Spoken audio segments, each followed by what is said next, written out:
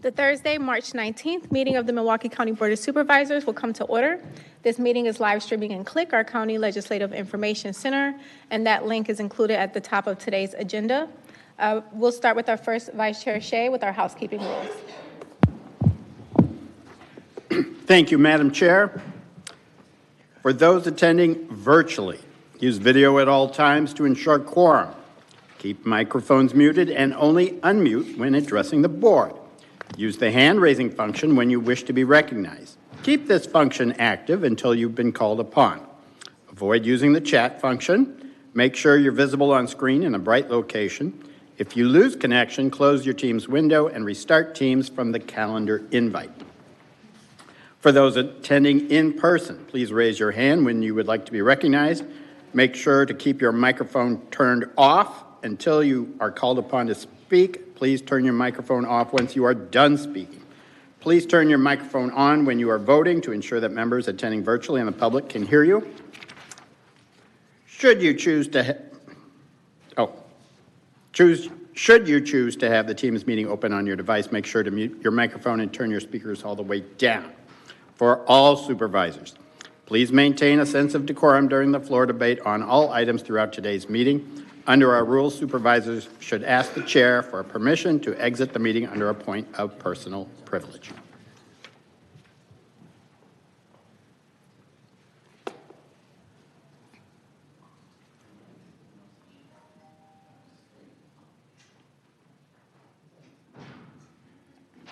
Are we okay? The first order of business is the call of the roll. Mr. Clerk, please call the roll. Supervisor Alexander. Present. Belinsky. Here. Capriolo. Here. Cox-Jones. Here. Ekblad. Present. Gomez Tom. Presente. Johnson Jr. Here. Logsdon. Present. Martin. Present.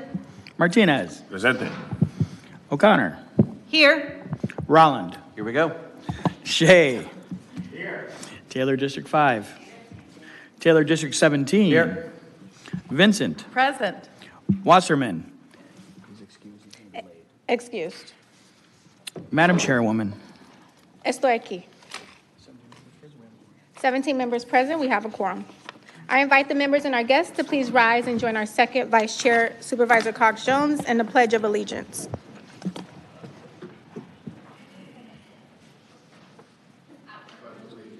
To the flag of the United States of America and to the republic for which it stands, one nation, under God, indivisible, with liberty and justice for all.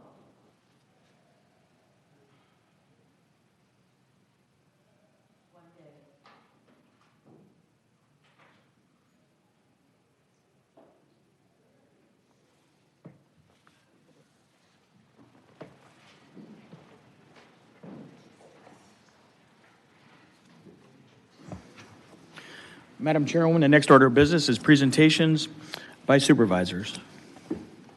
Thank you, Mr. Clerk.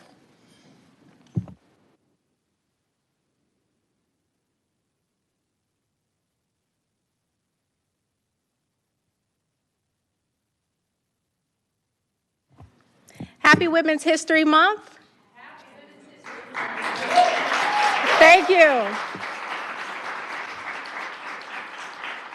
Let's try that again. Happy Women's History Month.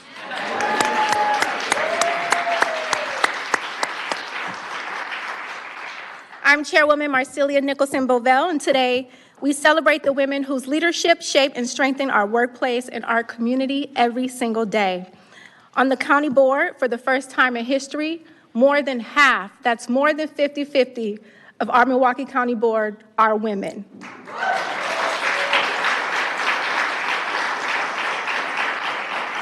Supervisors Alexander, Taylor, Logsdon, Martin, Vincent, Gomez Tom, Capriolo, O'Connor, and second Vice Chair Cox-Jones, and myself. I am so honored to serve with you every single day because women, we get it done.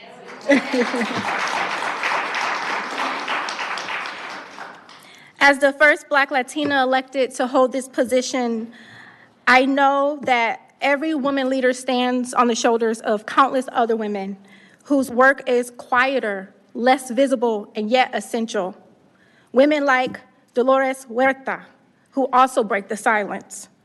That is not just history, that is herstory. We lead knowing that none of this is by accident. Each of us is clearing a path so that future generations of women will be less familiar with being introduced as the first, because we know what first really means. It reveals a pattern, not by accident, but by design, where women who prove themselves again and again still have our excellence taken for granted, our contributions overlooked, and our impact undervalued. Because we know that being the first often also means being the only, without the networks, the access, or the privileges associated with being a Nepo baby. We know, right? Amen. We know that leadership is not just about holding a title. It's about demanding respect. It's about claiming space. It's about insisting that our contributions are seen, our voices are heard, and our excellence is recognized, not dismissed, diminished, or ridiculed. So today is not just about celebration. It is about recognition. It is about correction. It is about making visible what has often too gone unseen. This changes our future, because when women lead, we don't lead alone. We bring others with us. We build teams, we open doors, we change systems, and we leave things better than when we found them. That encapsulates the Women's History Month theme for 2026, Leading the Change, Women Shaping a Sustainable Future. So let this be the moment. We don't just celebrate women's leadership, we normalize it, we invest in it, and we expect it. Because the future of Milwaukee County is not waiting on women to lead, it is already being shaped by them, and our future is more powerful than it has been before. So I'm gonna go ahead and kick us off with some presentations. We have some incredible women who are being honored today. And I wanna start by recognizing someone who I had the pleasure of meeting recently in person, but have been seeing on TV for some time. And as a little girl, one of my favorite shows on TV that came around once a year was the Miss America pageant. And it was so incredible to see all these beautiful women walking across the stage, sharing their talents, their journey to becoming, the miss of their state, and what that represented. To me, it represented grace and beauty and poise. But imagine being 37 years old today and learning that the person I'll be recognizing today is the first Black Miss Wisconsin.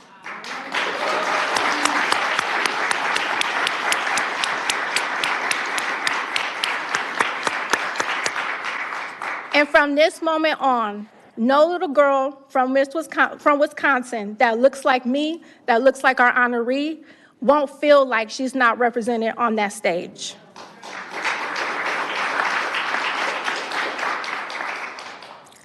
I'm so proud to share that while she's the first, she won't be the only. Her little sister, Winter, is joining her today as Miss Teen Racine.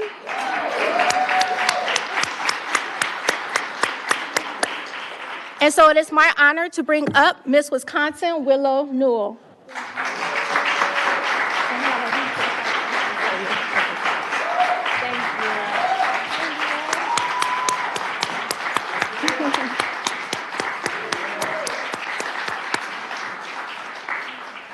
Willow Newell, a Racine native and accomplished vocalist, performer, and advocate for the arts, made history in 2025 as the first Black woman crowned Miss Wisconsin, earning the title after competing against contestants from across the state and receiving recognition at the competition's top scoring vocalist for her powerful performance of "And I'm Telling You." She does it way better than I do. From the Broadway musical Dreamgirls. Willow developed her passion for music, performance, and community engagement at St. Paul's Missionary Church in Racine, Wisconsin, where she cultivated her talent at a young age and experienced the power of the arts to bring people together and strengthen community.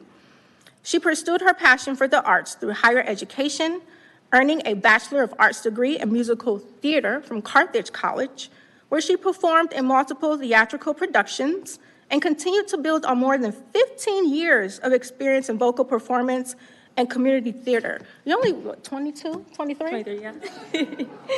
Willow is promoting her community service initiative, The Art of Belonging, which focuses on opening artistic and creative spaces to individuals and communities who have not traditionally felt welcomed in those environments, and highlights the importance of access, representation, and inclusion. She has committed to traveling across Wisconsin to connect with communities, inspire young people, and uplift the arts while serving as a role model and representing the state with leadership and pride. Now, therefore, be it resolved. The members of the Milwaukee County Board of Supervisors, on the motion of myself, along with Supervisors Belinsky, Capriolo, Cox-Jones, Ekblad, Gomez-Tom, Johnson Jr., Logsdon, Martinez, O'Connor, Rollins, Shea, Taylor, 5, Taylor 17, Vincent, and Wasserman, commend Willow Newell for her dedicated efforts and contributions to the community and wish her prosperity, happiness, and joy to come.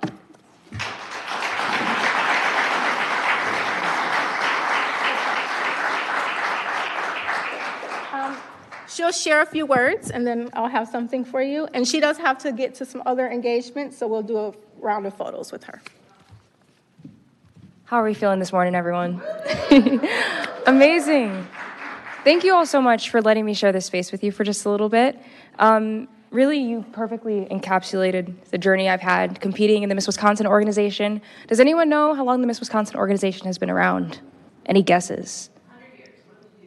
Almost. 1936 was the first Miss Wisconsin pageant. And so a lot of people grow up, they'll see Miss Wisconsin or watch Miss America, and they don't really know what we do. They think we kind of just win, and then it's like, yay, me, I have a crown. But it's really about higher education for young women. And so I won $19,000 just competing and winning Miss Wisconsin. And this opportunity provides the money for women to go to college around the state and around the country. The Miss America organization is the largest provider of scholarships for young women in the country. And so when I was just downstairs, actually, yeah, it's really awesome. It's amazing. And I was just downstairs and I met a young woman who was working security. And I was like, how old are you? She said she was 20. And I told her that this is something I wanted her to get involved in because I want other women to have these opportunities. And that's really what it's all about for me. And when I was growing up and competing, I competed for 10 years. I started when I was 13. I didn't think I could ever do it because I never saw a black woman do it before. And I'd never seen someone with their natural hair or look like me or had the same background. And I was like, I could never do this. And so I was really shocked. This year has been a shock. But it's really all about letting people know, no matter where they come from, what they do in life, no matter whether it be socioeconomic status or racial differences, language differences, that we all belong in spaces that we really want to be in. And so it's truly been an honor to be able to share that with people through the arts and also at places like this and to be able to meet so many amazing people during my year. So thank you so much for having me, and it's been a pleasure meeting you all.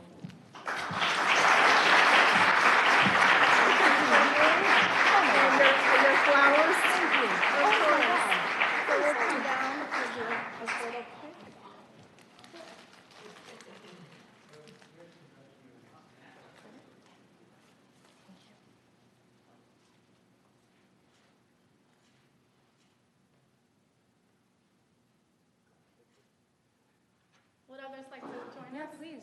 We'll put you on.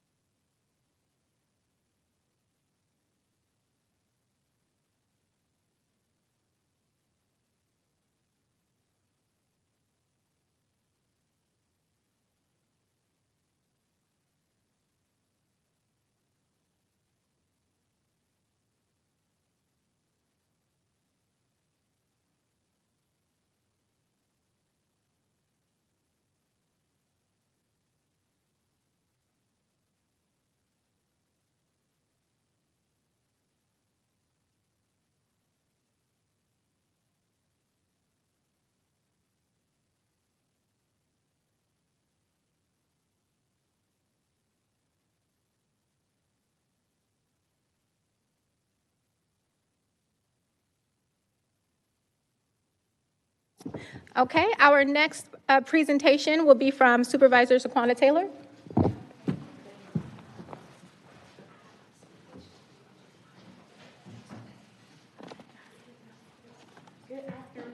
Good afternoon.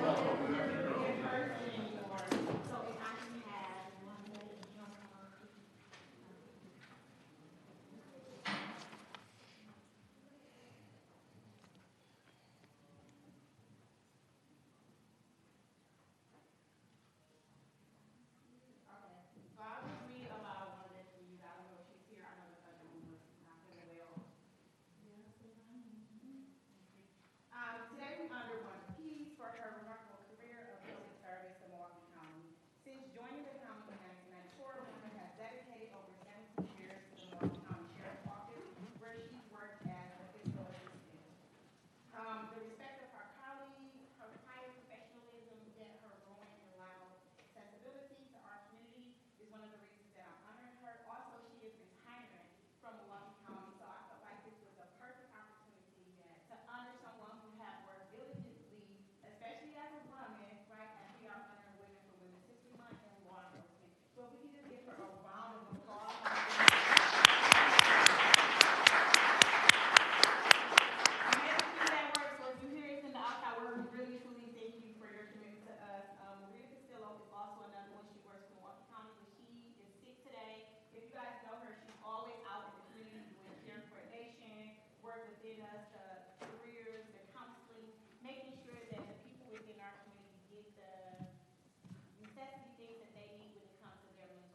It's not on?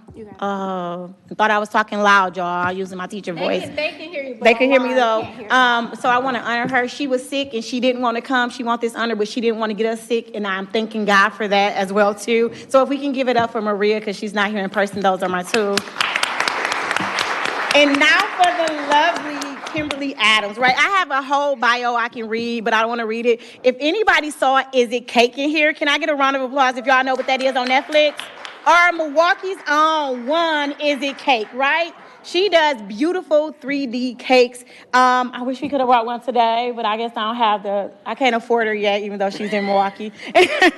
But the work that she do isn't about cake, it's about community. She also mentors young ladies, helping them to find the very best of who they are within themselves too. She also does training for things that people wanted to do. She had a bakery and she closed it because she felt like even though she continues to make cake, that her calling and purpose was more in mentoring ladies to get to their accessible goals. And I thank you for that. And I have seen her everywhere, y'all. And finally, we were able to be a judge on the Miss Milwaukee contest. And I gave her a big hug and I was like, I don't know if you understood how many people follow you and the great things that you did for Milwaukee, because a lot of times when we hear about Milwaukee, we don't hear about the talent of people that we have here and the great things that they do. But even on a national level, she represented us well. So can we give a round of applause? I just want to let her speak without saying it for Kimberly Sweets and the work that she does.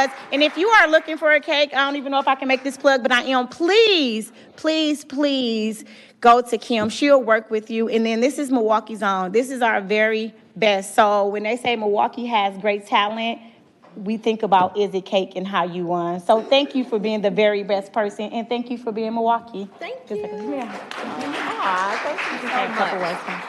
I know. Just I'm really not a quick, public y'all. speaker She at all. not, but But thank you guys so much for the honor. I really appreciate it. And like she said, I went from baking to teaching because I felt like I needed to give back. So yeah, she don't speak a lot, y'all, No, but I she don't. baked. So this is from us on behalf of the Milwaukee County Board, and because I know we got to get to business, Yeah. behalf on every supervisor around here, continue to be a trailblazer Thank and you. continue to do the very best. So thank you. Are we doing pictures at the end or not? I want to do a quick one. Okay. Okay. All right. thank you guys again so much. I appreciate it. She baked too. I ain't good at you.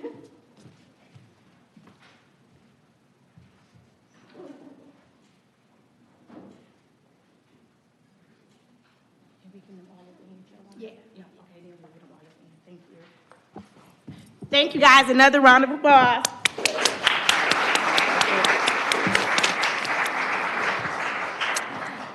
Supervisor Martin.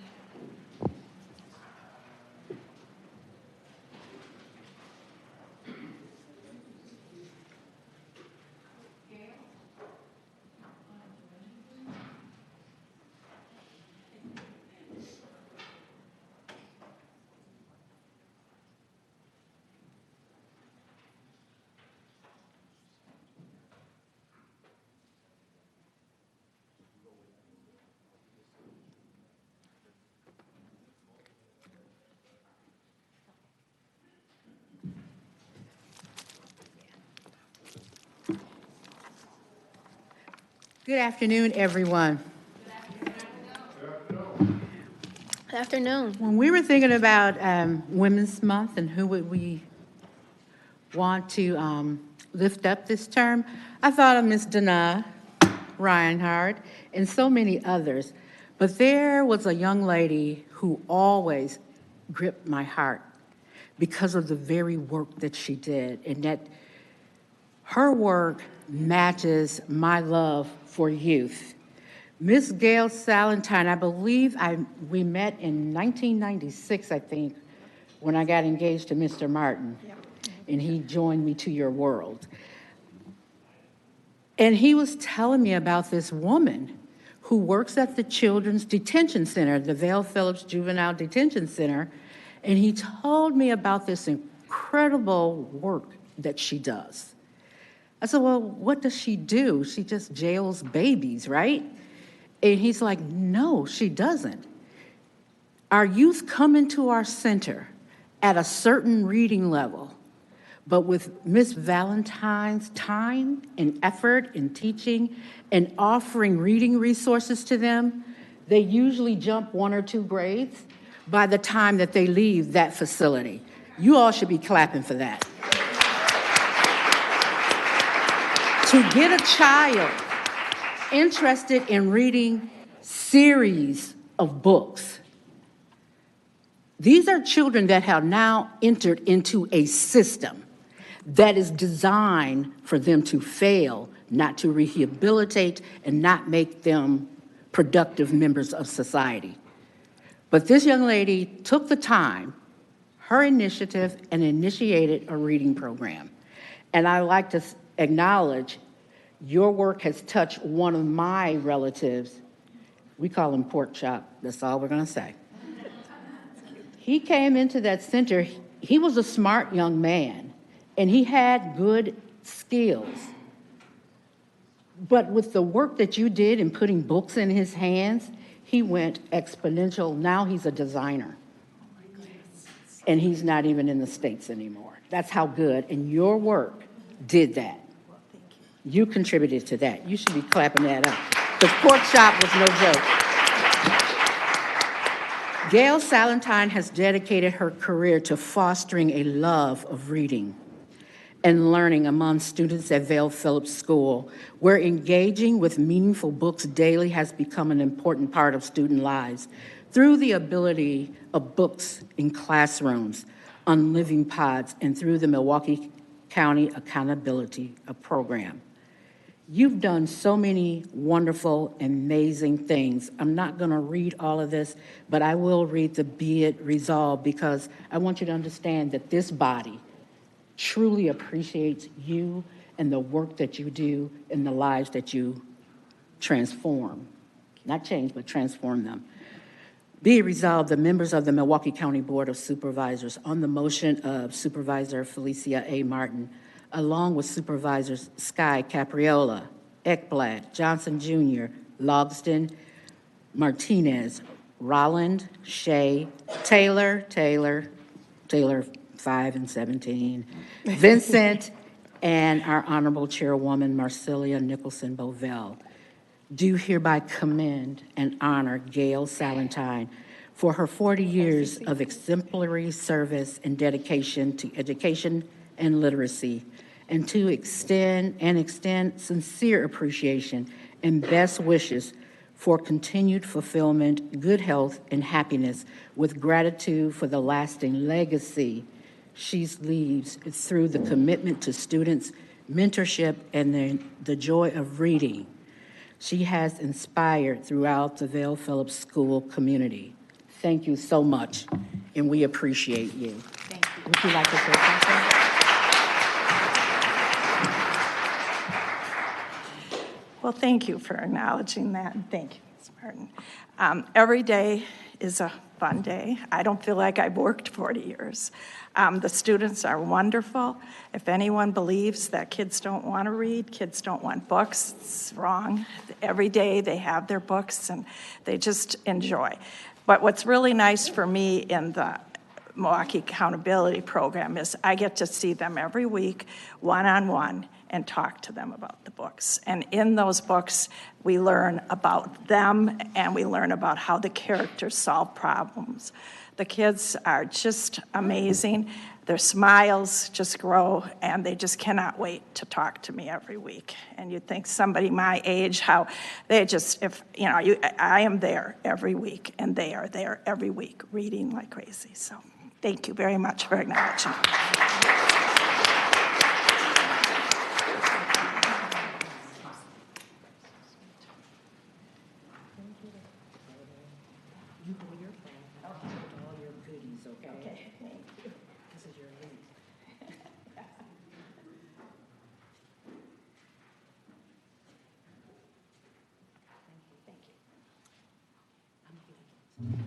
Next, we'll be joined by Supervisor Vincent, followed by Supervisor Cox-Jones.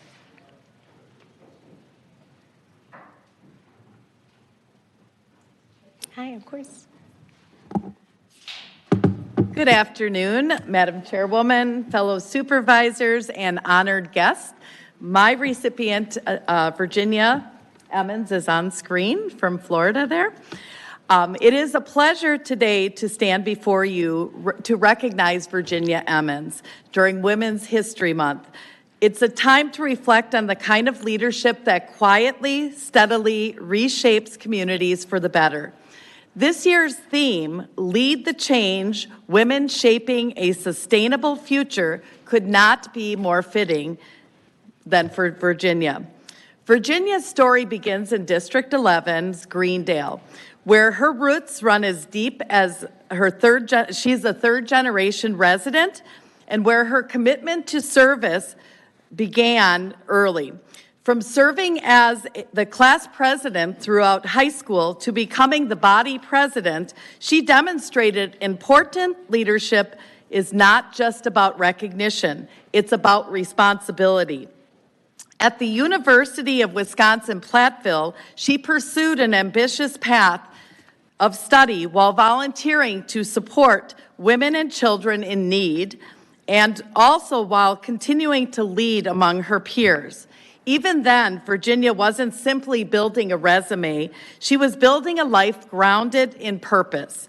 That purpose carried her across the world to Niger as a Peace Corps volunteer, where she helped establish elementary schools in rural communities.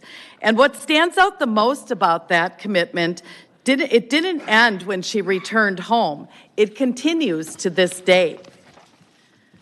Back in the United States, Virginia helped expand educational opportunities for young people facing life's greatest challenges through organizations such as Educate Tomorrow and the Seed School of Miami.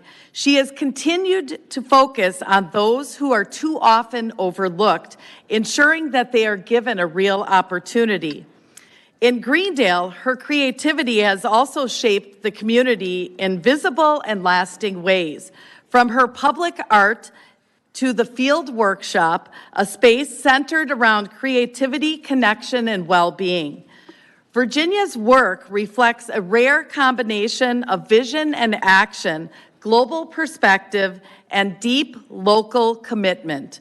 On a personal note, I have known Virginia and her family for most of my life, and I can say that she is one of the hardest working and most giving people I know. What defines her is not just what she has accomplished, but how she shows up, consistently, thoughtfully, and always with care for others.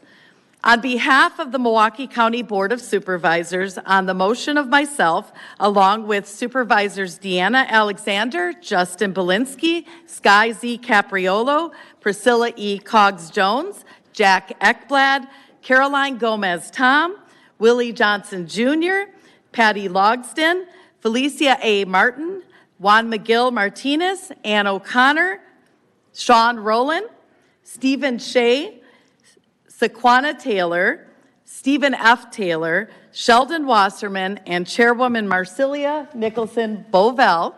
Got it? It is my honor to commend Virginia Emmons today for her dedicated service and lasting contributions to our community. Virginia, your work reminds us that leadership is daily practice, one that builds stronger communities and brighter futures. Congratulations, and we wish you success in all that is ahead of you. Thank you. Thank you so much.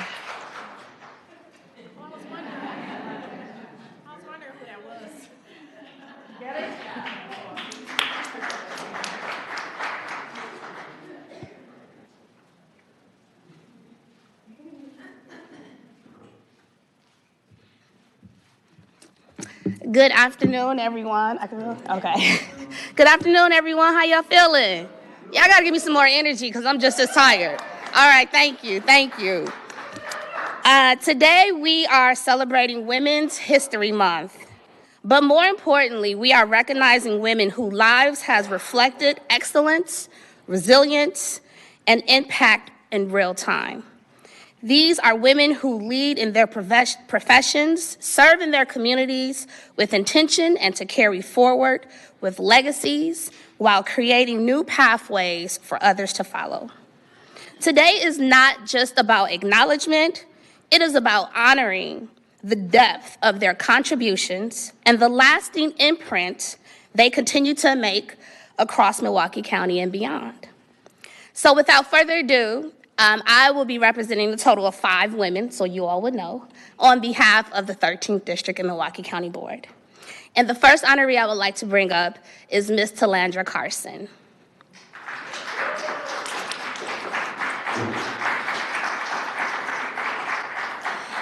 Mrs. Carson is a true trailblazer in athletics and mentorship. As one of the first women to break barriers in basketball officiating, she has spent decades opening doors for women like myself and other minorities in sports. Her leadership both on and off the courts, along with her dedication to mentoring youth and advancing equity in athletics, has left a lasting powerful legacy. And I just want to thank you from the bottom of my heart. When I first started refereeing, about 12 years ago, T and my dad were one of the first two who were really patient with me. And throughout my career as officiating, she has always been supportive and uplifting.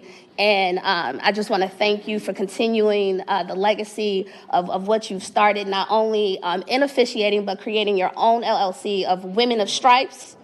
Yes, give it up, y'all. Ms. Talandra Carson.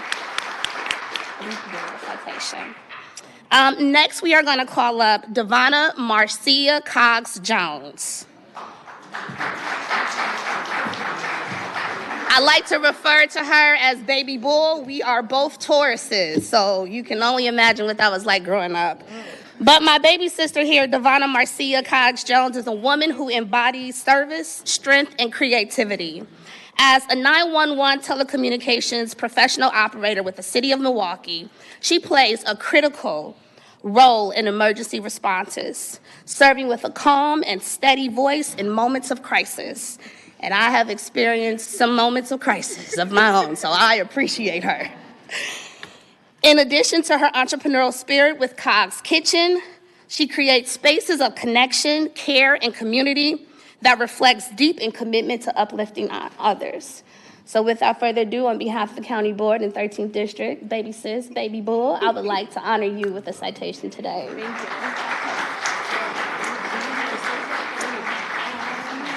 Now, I heard my colleague earlier pronounce this name, Danae, or is it Dana? Because growing up, I knew you as Auntie Dana. Okay, Miss Reinhardt, let's just go with that. Ladies and gentlemen. Okay. Mrs. Reinhardt is a pioneering force in beauty industry. As an entrepreneur, educator, and the founder of the Wisconsin's first African-American-owned nail salon, she has not only built a successful business, but has helped shape the entire profession. Through her leadership, mentorship, and innovation, she has created opportunities for generations of inspiring nail technicians and entrepreneurship. And I just want to thank you for creating the footwork and framework for all my girls that like nails, as I do, and chairwoman, okay? We thank you for being that trailblazer. Ladies and gentlemen, Mrs. Reinhardt. All right, next I would like to call up Miss Chloe Monette Cox-Jones, which is my middle sister of the three. It is my honor to recognize my little sister, Chloe Monette Cox-Jones, as a dedicated public safety professional. And as many of you all have come into these doors on different times, you may have seen this pleasant face as you all walk into the entrance of our building. But Chloe has shown through her leadership within the Sheriff's Department that her work across multiple public safety roles, she exemplifies discipline, integrity, and service. And beyond her profession, she continues to the proud legacy of community leadership while uplifting families and future generations. And as quiet as it's kept, I think I saw my son coming here. This is his favorite TT. Ladies and gentlemen, Chloe Monette Cox-Jones.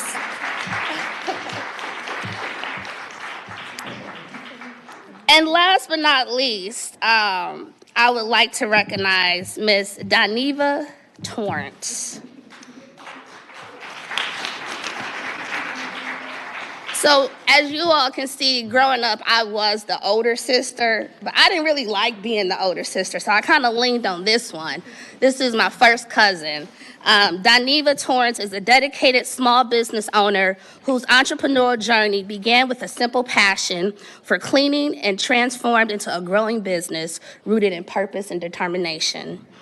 What started as something genuinely as she enjoyed, it evolved into a reflection of her work ethic and her vision. Through her initiative and commitment, she's not only building something for herself, but also setting a powerful example for her children. Ladies and gentlemen, Daniva embodies what it means to be innovative, true, passionate to purpose, and lead by example. Ladies and gentlemen, Daniva Torrance. Welcome. Jeremy, can we get a photo, please?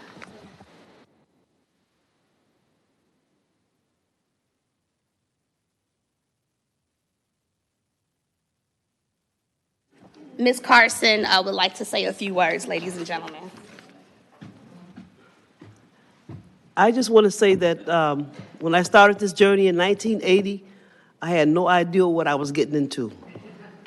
So I want to just say that these 46 years later, and it was just something that I was doing, that if any of you want to just do something, come out on the court with us. I got an extra whistle.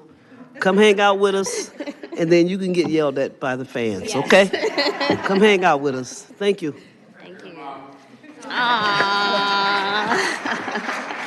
Okay, ladies, we're going to get us a photo real quick right here. If you could just swing this way. Oh, you put it, yeah, hold your stuff. Oh, y'all got treats and stuff? That's nice. Okay, you got it. Y'all got it? Got it. Okay, perfect. You got it? Okay. Okay, ladies. Okay, turn your plaques around. Oh, you got the shoes, girl. Yes.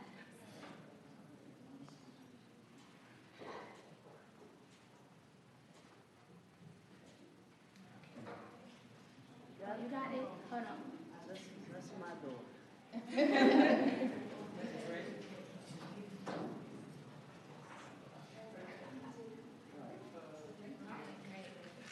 And then everyone, should they just stay up here or? No, we got a couple more to do. Yep. Supervisor Capriolo, and then we'll be ending with Supervisor Shea.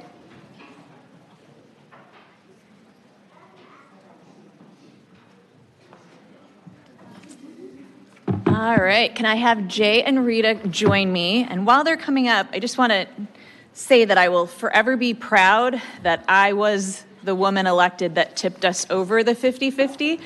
And I really look forward to the next time a woman does that in the future. So, and I love all my colleagues, but I've especially enjoyed working with the women of the board. So come on up here.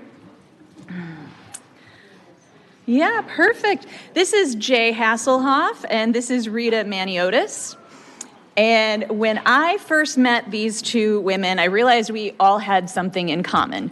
We had all recently moved here, and with little hesitation, got involved with the community right away. Jay moved into Jackson Park neighborhood in 2019. She has been an enthusiastic community member ever since, and I'm just going to run through a few of the things that she's involved in. She started a neighborhood group to help her neighbors connect after the pandemic. She's part of the 414 Motion Committee and the City of Milwaukee's Pedestrian and Bicycle Advisory Committee.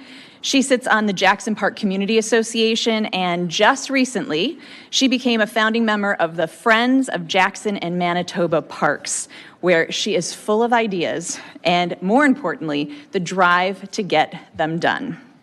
So Jay is my first honoree. We can give her a round of applause.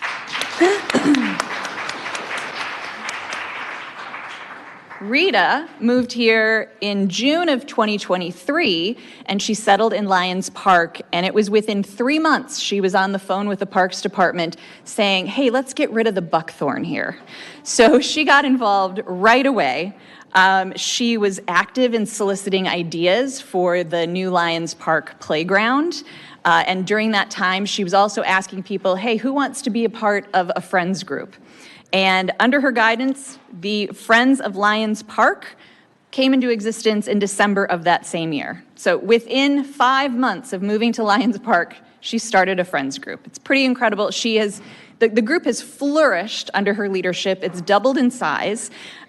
She has helped plan things like Easter egg hunts and Halloween activities and parties in the park and movies in the park, and just recently helped plant 80 trees in the park. I was there by her side. I actually was also by her side with the buckthorn removal. I like to help out with those things. She is also involved in other things outside of Lyons Park, the Wisconsin Green Party, supporters of impacted people, and she is a special education teacher at the Vel R. Phillips Juvenile Justice Center School. So let's give Rita a round of applause. So even though Milwaukee is not the city any of us grew up in, we've certainly all made it home, and especially with these two, they've increased the inclusivity, the beauty, and the community that makes it a great home for countless people.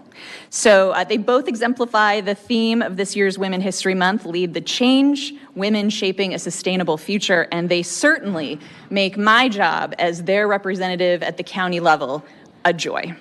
So I've got a plaque for both of you. This one is for Rita.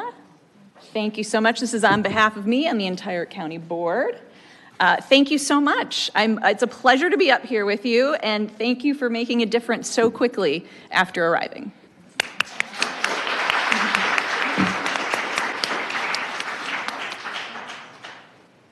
Supervisor Saquana Taylor.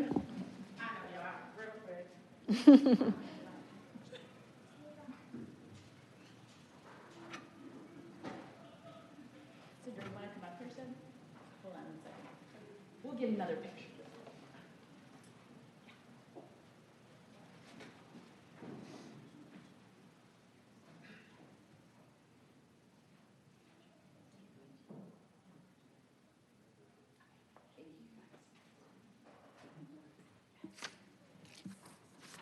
I won't read the bio again, but she actually was here. So can you come up, y'all? Can we give a round of applause for Wanda Keys? She's leaving us, but we still go honor her in our apologies. They said she was back there. She didn't know if she can come up. Absolutely, This is your day to be honored. Thank you for all your work you put. I'll say this really quick because at times it may seem that we are hard about law enforcement, but I tell them just as loud I am when you guys do something that we don't agree with, let us be just as loud when you do something positive that we do agree with. And you have worked tremendously with our community. So I want to make sure that we do shine a light on that. So thank you for your service.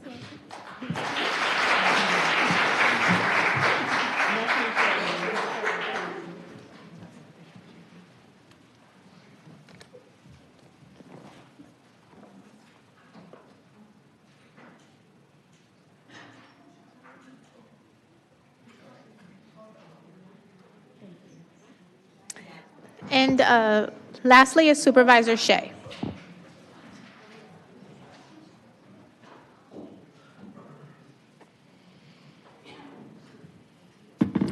Would Sue Drummond please come forward?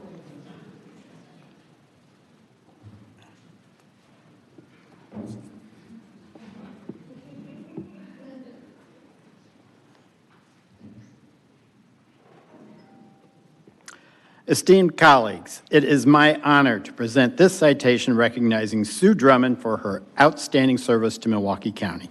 Since joining the Comptroller's office in 2008, Sue has been known for her impressive expertise, professionalism, reliability, and steady leadership she brought with her work every single day. She is someone colleagues could always count on, thoughtful, detailed-oriented, and deeply committed to doing things the right way. Sue's integrity and willingness to support those around her have earned her the respect and appreciation of coworkers across Milwaukee County. She has made a lasting impression through her exceptional work and the relationships she has built along the way. After more than 18 years of dedicated public service, Sue now begins a well-deserved retirement as Chief Relaxation Officer. I heard that.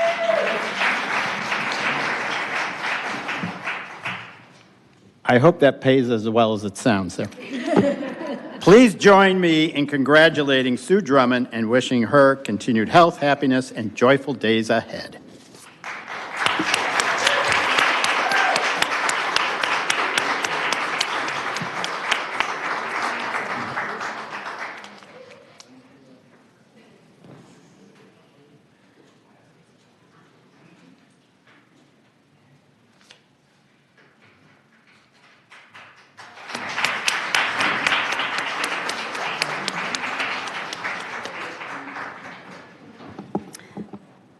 Okay, so that concludes our recognitions. We'll go ahead and take a temporary recess on the motion of Supervisor Shea.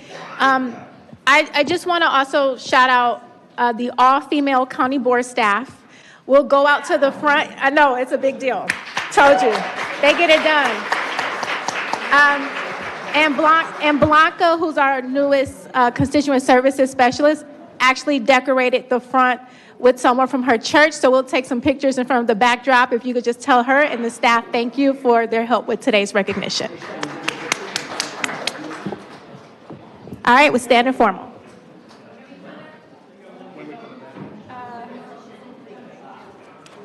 Let's come back at 1:15. That's 10 minutes. Let's go to the, let's go. Take them out, let's go to the front.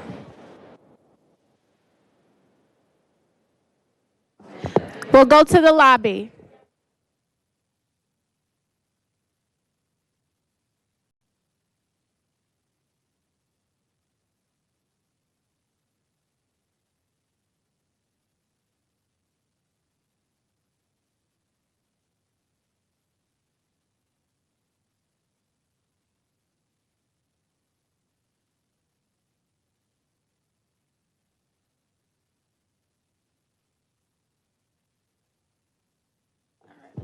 Mr. Clerk, please call the roll.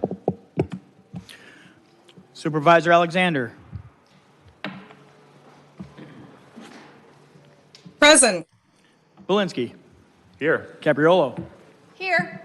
Cogs Jones. Here. Ekblad. Here. Gomez Tom. Presente. Johnson Jr. Here. Logsden. Present. Martin. Present. Martinez. Presente.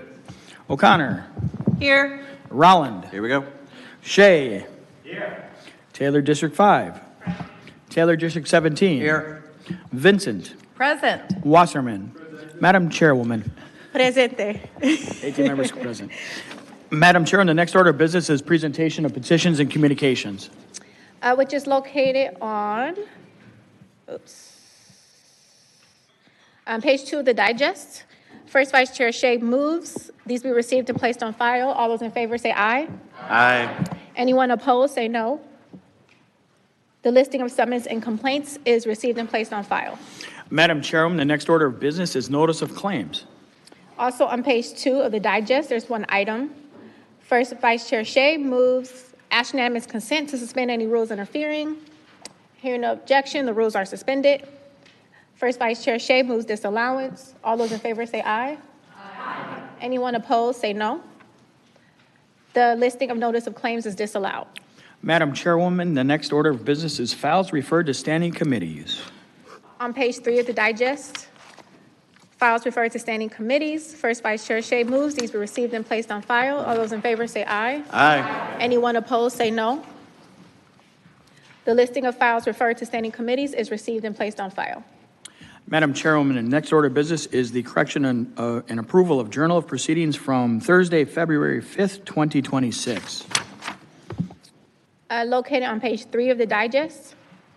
First Vice Chair Shea moves these be adopted. All those in favor of adopting say aye. Aye. Anyone opposed say no. The Journal of Proceedings is adopted. Madam Chairwoman, the next order of business is reports of county officers, beginning with confirmation of appointments. We are now on confirmation of appointments. Also on page 4 of the digest, there are 2 items, 5 and 6. Any requests for separate action? Hearing none, Mr. Clerk, please call the roll. Question is confirmation. Supervisor Alexander. Aye. Belinsky. Aye. Capriolo. Aye. Cogs Jones. Aye. Ekblad. Aye. Gomez Tom. Aye. Johnson Jr. Aye. Logsdon. Aye. Martin. Aye. Martinez. Aye. O'Connor. Aye. Rolland. Aye. Shea. Aye. Taylor District 5. Taylor District 17. Aye. Vincent. Aye. Wasserman. Madam Chairwoman. Aye. 18 ayes. The confirmations are approved. Mr. Clerk? Madam Chairwoman, the next order of business is resolutions and ordinances by and from standing committees, beginning with the Committee on Finance. We are now on the report of the Committee on Finance on page 5 of the digest. There are 27 items, 7 through 33. Please note that 13, 19, 22, 23, 24, and 26 require a 2/3 vote of members elect. Supervisor Johnson asked unanimous consent to suspend any rules to consider items 7, 8, 9. Hearing no objection, the rules are suspended. Any requests for separate action? 24. 24 has been called out.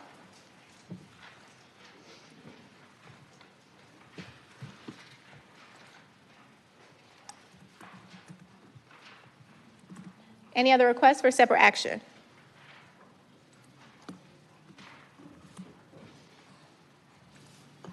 Going once, going twice. Supervisor Belinsky? Seeing none, Mr. Clerk, please call the roll on the balance. Question is adoption of the balance of the committee report. Supervisor Alexander. Aye. Belinsky. Aye. Capriolo. Aye. Cogs Jones. Aye. Ekblad. Aye. Gomez Tom. Aye. Johnson Jr. Aye. Logsdon. Aye. Martin. Martinez. Aye. O'Connor. Rolland. Aye. Shea. Taylor District 5. Taylor District 17. Aye. Vincent. Aye. Wasserman. Madam Chairwoman. Aye. 18 ayes, 0 noes. 18 ayes, 0 noes. The balance is adopted. Mr. Clerk, please read in item 24. 24.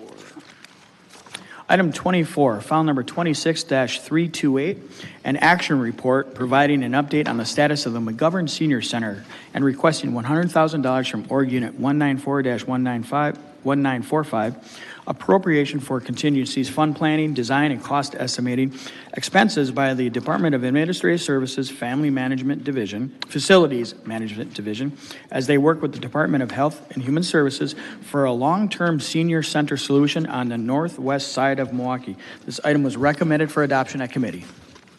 Any discussion on item 24? Supervisor Martin. Thank you, Madam Chair. I thank my colleague for calling this out before I had an opportunity to call it out. I would like to encourage my colleagues to vote in the affirmative to move forward with this proposal to take $100,000 so that we can begin looking at additional sites and planning and designing for a northwest side senior service facility. We've had discussions this past year with the seniors on the northwest side that was housed at the McGovern Senior Center. Unfortunately, there was a proposal put before this body and before the community.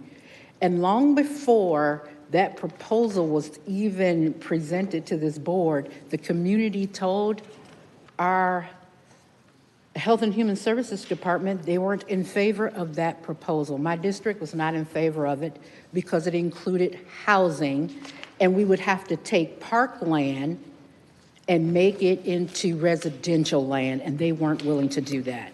But we don't want to relitigate those issues. What we want to do is chart a course forward and to tell people you had your opportunity, too bad, so sad. You can't say things like that to people who've paved the way for many of us who stand in this chamber today, who have paid their dues to society, and all they're asking for is a return on their investment. These are doctors, dentists, educators, professors, retired police officers and firefighters, and on and on and on. And we would love for this body who claims that we care about people and we're centered on equity and equality and humanity. Voting no in this moment is like your mother said, you had your chance to eat the pie, so you didn't get the pie, so you didn't want it when I first gave it. Now you're not gonna get any without taking into consideration Junior may be allergic to lemon pie. So I'm asking you to please, and I know that's a frog analogy, but I still need for you to look at the humanity of an issue. It's only $100,000. And meet this moment to center our older, seasoned adults and let them know, send a resounding message that we, the Milwaukee County Board of Supervisors, care about our community. We listen to your words and we act upon your words, sometimes favorably, sometimes not. But we will not give up this fight. They are still engaged, and we will continue to engage our community. And I just humbly ask, and hopefully you will hear the voice of all of our centers on the northwest side of Milwaukee as they say, please help us. This is our need. We want something for ourselves that's not intergenerational, that's not in our, if it's in our park, we don't want housing, but if it's outside of the park, they're great with that and they're great with the housing with it, but just not in our parks. We want to preserve and protect that biodiverse ecosystem that exists in our parks. And we must protect our green spaces, especially on the northwest side of Milwaukee, where there are buildings that have been standing empty for decades. So there's places to go, and we are looking at those places, and I thank our Department of Health and Human Services and our Department of Aging in serving older adults for their due diligence in continuing to engage and continuing to look seriously at those other options, which we wished had been the first option, but that they are now continuing to look at the options. Thank you, Madam Chairwoman. Thank you. Any other discussion? Supervisor Taylor, followed by Supervisor Belinsky. Supervisor Martin? Yeah. Supervisor Taylor. No, thank you, Madam Chair. Well, I was just held it out to vote no, and I didn't plan on speaking, but I don't want there to be a narrative as to why I'm voting no. It's not because I disagree with the position that the board took last summer. So it's not, however it was phrased is, he didn't get her way, now let's just move forward. My issue is simple. The administration came to us and said, this is a 3 to 5 year issue, 3 to 5 years. And my thoughts on contingencies has been pretty consistent. This is for emergency purposes. How can you tell me that something that 3 to 5 years down the road, it should come out of contingency? This should go through the normal budget process. This is an expenditure that is not needed today. especially when I said 3 to 5 years. I'm not going to rehash the vote that took place regarding McGovern and housing. I actually said McGovern. That's the first time it was said so far today. But what I don't want to do is spend money out of an account because we are only in March and we already have seen like the forecast of what the next budget is, and it's what, like $40 million projected deficit. So I'd rather keep this money for real emergencies. If this was in the normal budget process, I would support it because I do believe there should be a senior center on the northwest side. But I just got up to speak because I didn't like that someone was trying to put a narrative out there that, you know, this was like a punishment because of the vote that took place regarding the housing development in McGovern Park. Supervisor Belinsky, followed by Supervisor Johnson Jr.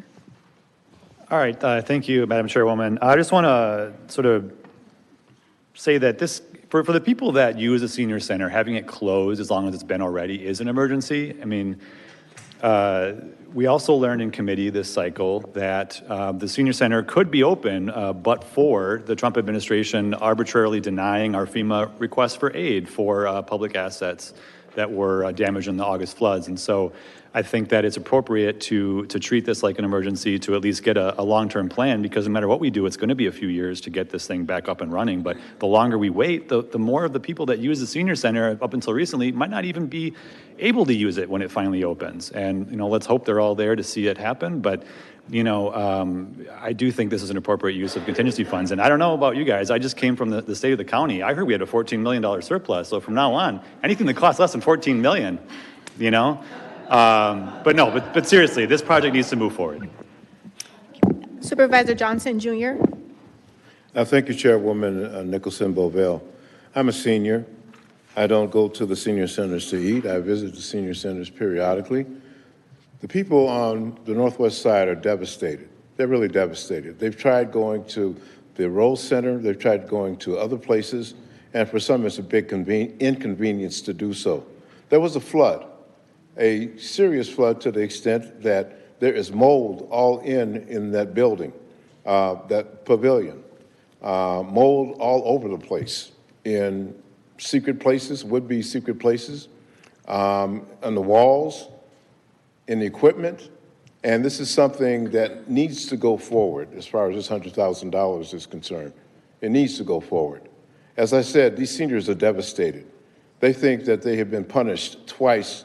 First of all, with respect to the vote last year, in as much as they had a committed stance as to where they wanted to be as related to that particular initiative. But for intervention to take place, a natural intervention as it relates to this flood, there's nothing that could be done to stop that from happening. And they feel very bad with respect to thinking that, well, I'm a senior, I paid my dues. It is time for me to be where I need to be in order to look toward the rest of my life. I like to socialize with the persons that I have been socializing with, and at this particular time, that's not happening. So I am in favor of this resolution to provide for that $100,000 to plan to go forward. If you look at the pictures, if you look at the many pictures that were provided for this particular file, you see that even though there were attempts at remediation, whether in the basement, on the first floor, the mold came back. The mold came back. So this is something that needs to happen, and I'm in favor of the $100,000 appropriation. Thank you, Chairwoman. Thank you. Nixon Bovell. Thank you. Supervisor Taylor, 5, followed by Alexander, and then Rolland. All right, thank you, Chairwoman. I was trying to sit, but anybody that's been on the board know my love for McGovern. The seniors that's over there, I absolutely live maybe 2 blocks. I have a house 2 blocks for there, even though it's not in my district. Last week we had a meeting, and the seniors have been absolutely devastated. And they came to the meeting and they were crying. This isn't just a senior center to them. This is their livelihood. This is where they go. It helps them not be depressed, not be isolated, not be lonely. And I understood, even me talking to them, I had to tell them, we're not trying to kick you out. It is not safe to go back to McGovern. We all can agree on that. But we also should be able to agree is we should have a place that they can call theirs. And all of the other senior centers have been lovely to them, but it's too far. It's too far. Even if they go to Rose Clinton, for those individuals that don't drive, that don't have transportation, they have nowhere else to go. During COVID, and a lot of people didn't know this, I adopted 5 to 7 seniors from the McGovern to make sure that they were okay. I took them food every Friday. I checked on them throughout the week, made sure they were doing okay. So they became family to me. And so I know we're saying $100,000 out of contingency, right? And we shouldn't take it. But this isn't just money we're throwing away. We are absolutely doing what we should do by necessity, helping those that paved the way for us to have a place to go. They don't have any other place to go. They don't have cars. They don't have transportation. Some of them can't drive. And rightfully so, we shouldn't want some of them on the road, like, just to be honest. No shot to them. So please, let's do this. DHS has a plan. Let's work with their plan. I get it. Some things happened last time with the vote for the housing. They didn't want it. That's just where we at. But let's just go forward, right? Like, I know I won't be here, I'll be gone, but McGovern will always be home to me. I'll always still advocate. So if you get calls and emails about McGovern, please take them from me. But let's just utilize this money. And if you're gonna vote no, I understand you're gonna vote no, but let's give them a chance to have a place that they consider home. This is a place that they go every day, and it helps them, even their mental and well-being. As you get older, I guess because I'm learning we're getting older too, your body and mind don't always work the same, but if you have other individuals at a place for you, you're able to feel a little more alive, a little more like you have hope to keep living. So please, please vote yes. Thank you, Madam Chairwoman. Supervisor Alexander, followed by Supervisor Rowland. Thank you, Madam Chairwoman. I applaud my colleagues who are standing up for the seniors, and I agree that I've heard from the seniors. I understand how important this is to them. One thing that struck me during committee testimony was when some of those seniors affected by this closure noted that they were observing conversation in committee that this was about a building, and it was not being talked about how do we serve the seniors. It was what do we do about the building that was serving the seniors. So, as I've analyzed this file, I guess I want to point out something that I think is getting missed in the conversation here. And it's not to dismiss that the seniors need these services. It's not to go away from any idea that we would, fix facilities or make a plan or whatever we're going to do. That is all valid and that's all important. But if we look at what we're actually being asked to do, we're being asked to take $100,000, which I note is an oddly nice round number. And we're being asked to take it out of our emergency fund and allow the Facilities Management Division under the Department of Administrative Services to use that money to support, plan, and design and do cost estimates for even bigger projects, whatever route that goes. So I think we should be actually very skeptical right now, because when we talk about some supervisors noted, hey, there's mold there, we need to take care of this. I don't disagree at all. And programmatically for the seniors, we have to figure out something to do. But at the same token, we have our administrative managers coming to us and giving us nice round numbers with no real notations in the file to say we need, $98,000 and $500 because that is X number of man hours with a contractor and so many hours and fees from internal cross billing for these staff to do this type of work. They're not giving us those details. They're appealing to our emotions of, hey, supervisors, this is going to get bad. It's going to get worse, and it's going to cost more if we don't do something now. And P.S. the seniors. So can we have $100,000 as a cross charge within the department or between the departments to pull it out of that emergency fund and give it to the department to do planning of a possible idea? This does not smell good to me. And at a bare minimum, if I was going to vote to approve moving forward on this, I would want to see, okay, where are we getting that $100,000 estimate for? And when we transfer that money, What's the breakdown of what that's going for? Is that, $80,000 for an architect or a specialty consultant and $20,000 for internal staff time that has to get cross-charged? I don't see any real or meaningful breakdowns of that or how they came to that number. And I feel like this is being glossed over, and it's exactly what the taxpayers in this county don't want to see.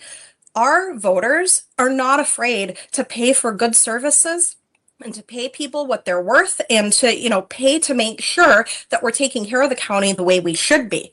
But if we let departments just send us a bill like this and say, ooh, but the seniors, and we buy into that very quickly on its face, I feel like we're not fully doing our duties to understand and be able to explain to the public why we voted to move $100,000 out of emergency fund and what exactly does it pay for and why is that the best option and why is it an emergency? Because this $100,000, it doesn't reopen services for seniors and it does not remediate the mold. So those issues, very valid, they don't get addressed by this. Thank you. Supervisor Rowland. Thank you, Madam Chair. I'll be brief. With this item, I plan to support it, but I think there are valid reasons to oppose it, honestly. I think we'll get a report back, and I'm concerned that we'll hear from folks that this doesn't go far enough, that whatever design comes back doesn't have enough of the bells and whistles that the community would desire. And what we heard from the administration was, we can get you all the bells and whistles, but it has to have some housing in the park. And if you're not willing to go there, then we can't afford the all-in, all bells and whistles model, right? So I will support this today, but if we get a design that comes back that says, here's what we think we can afford, then I just want every supervisor in the room to be able to look at all the people who will come into this room and say, this isn't enough, to say, this is what we can do. This is what we can afford. Because in addition to this project, there is $500 million worth of parks projects that need to get done. We got to get the Causey Center done. We got to get the public safety building rebuilt. In terms of the $14 million surplus, that's great until we heard earlier this week that there's a $30 to $40 million budget gap with MCTS, which is more than twice the amount of $14 million. And it's only going to get worse by the tune of $5 million every year from now until forever. So I will support this today to get a plan. But if that plan is unsatisfactory to some, that will have to be how it is, and that will have to be good enough. But if they come back and say, push for this and more for that and more, I'm going to be upset because the all-in plan was something that many of us voted for, and it ultimately got voted down because that's what we can afford to do. So with that context, we have to think, I think that's why a fair thing would be to consider it amongst all of the other projects in the Capital Improvements Committee, because then it's not just this emotional conversation about one particular issue, it's a global conversation about every single thing that we are trying to fix. Every playground, every road that's got potholes, that's got problems, every building that's falling down. That makes sense. At the same time, I would love to give this plan going because I do think it'll take time for the design to come together. So that's why I'll support it today. But I guess with that bucket of water poured on the conversation, because we have a lot of needs in Milwaukee County, and this is one of them. Thank you. Supervisor Logsdon. Thank you, Chairwoman. I want to thank the supervisor from the 7th for explaining the situation. I also did research before I decided on my vote for this. In the last couple months, I've run across at functions some of the seniors from McGovern Park. They came up to me, they told me their woes, their stories, and how they're trying to go to other centers. It's not that easy for them to get there. They don't have cars. They don't always have a bus that will take them there. And people are trying to help them. I think what this particular action is about is We are looking for an alternative for them. We're not saying they're going to be able to move back to McGovern Park, but there are alternative methods that we can do. And I think we owe it to these seniors to look into it. And yes, I agree with the supervisor from the 6th. If it comes back and it's something that we feel is fiscally not responsible, we can make the decision at that time. Thank you. Supervisor Ekblad? Thank you, Madam Chair. I appreciate many of the comments that my colleagues have raised. I agree with Supervisor Rowland that there are legitimate reasons to oppose this. I am absolutely going to be voting in favor of it because at the end of the day, I believe that the purpose of local government is to find a way to deliver services. We had a path to deliver those services for McGovern, and it was voted down because the community resoundingly said that a path that includes housing in the park was unacceptable. I absolutely support exploring alternatives, understanding that Supervisor Rowland is correct that there will be no perfect ideal solution here. And so it's going to be incumbent upon us to show leadership when the solution that provides services might be less than ideal. But I will absolutely support today starting that exploration, that planning. Thank you. Supervisor Wasserman?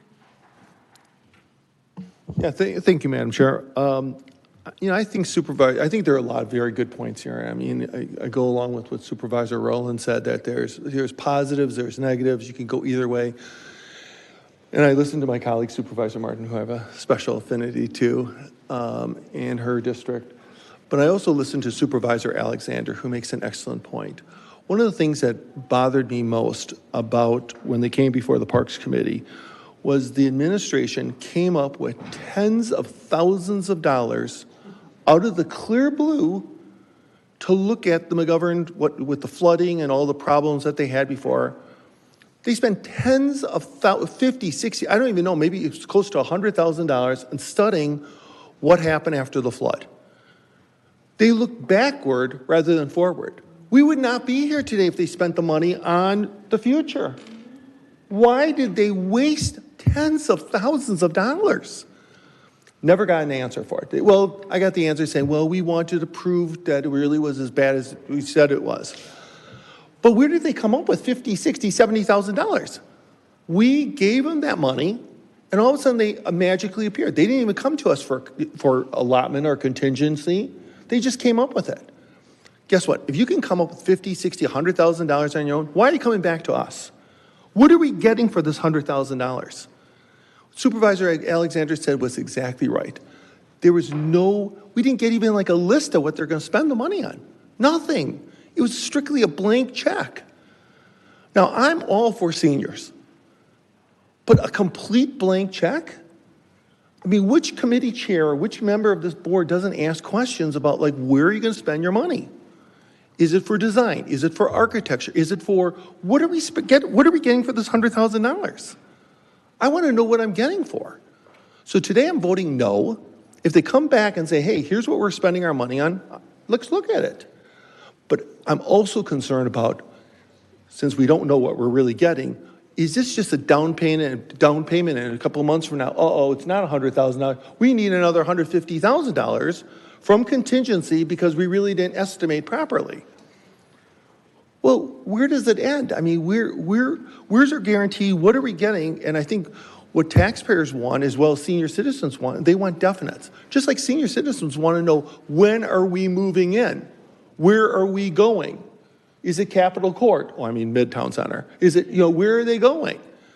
There's just it's just like $100,000 blank check, and we're supposed to be like the final approval, like, just give us $100,000? Well, my answer is no. Money just doesn't come from trees. It's like, I want some definites. And they're just not here, and no one's giving it to us. I think the county board deserves better than this.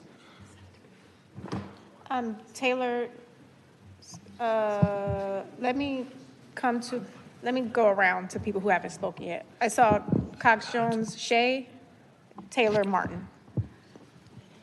Thank you, Madam Chair. So as everyone has spoken today, what popped to mind was how about if we consider sending this back to finance? right? Because there are a lot of questions that everyone has posed, and I think we're all in agreement with that. And I feel like these are answers that we're due to know so that we can make a solid decision, right? I mean, we're in favor, but we want to know also how the dollars are being spent that we're asking to approve, Madam Chair. Are you moving to take it back to committee? Yes, I am asking for this particular item to be moved back to finance. Okay. Thank you. Supervisor Cox-Jones moves referral back to Finance Committee. Was this a dual referral? So further discussion is on the motion. So do you want to refer back to, so it was referred to Parks and Finance. We're on the finance report. Do you have a preference on which committee? Well, finance, only because we're asking for some items to be listed with what the dollars are being spent for. Finance, okay. On the motion to refer this item to Finance, Supervisor Taylor. Madam Chair, I'll support that motion. And I think the arguments that have been made, both pro and con, it's really hard to disagree with any of them. I mean, I think we all can agree that we love our seniors, all right? But and Supervisor Alexander is absolutely correct. It's just a blanket 100,000 with no real plan, on how it's going to be spent. But, I fear that, listen, if we would have went with the McGovern deal, if we would have went with that, at some point, the senior center was not going to be there. They're going to be knocking it down, and our seniors would have no place to go, just like they don't have a place to go now. So that was inevitable, even if we moved forward, okay? Now we have the situation where it's closed, it's not opening up, period. What we don't know is, what we know is they're telling us 3 to 5 years. That is a long time down the road. That is, and unfortunately, some of our seniors may not be here 3 to 5 years down the road, which is unfortunate, but that's the reality. So we're literally coming to us with the request for 100 grand, don't know how it's going to be spent. Planning is like the catch-all, and yet 3 to 5 years down the road. So I really do think we should, send it back, really ask the questions of how that money's going to be spent, and then the thing is, we need a location. Is it building to building? Is it partnering again with another developer to do the same type of project and we find grant money to spend $2 million and they do the rest? I mean, these are all unknowns, and yet they're saying just trust us. And I like the first proposal, but I just can't get past the fact that it's a 3 to 5 year problem and we should be weighing against everything else that we have. So I would send it back so that way maybe some of the questions that get answered, give some other people more comfort. My position is on contingencies is not going to be the same. So regardless, I'll be voting no in May, but I think it's fair to get those questions answered to the rest of my colleagues. A referral to Finance, Supervisor Shea. Thank you, Madam Chair. I completely understand the objections of supervisors from the 3rd and the 18th. Let's face it, the board being treated as, at best, a junior partner, if not complete afterthought, is not something we've been dealing with. Pardon me, we're unable to hear him on the broadcast. My microphone is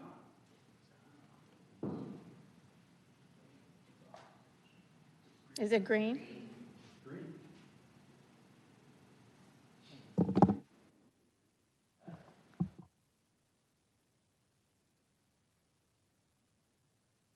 It's not green up top. I can hear the chairwoman and I can hear other speakers, but I'm not able to hear Supervisor Shea. Testing 1, 2, Supervisor. Yes, Thank that's you. working. Thank you. Can you hear me now? All right. Sorry for the technical difficulties.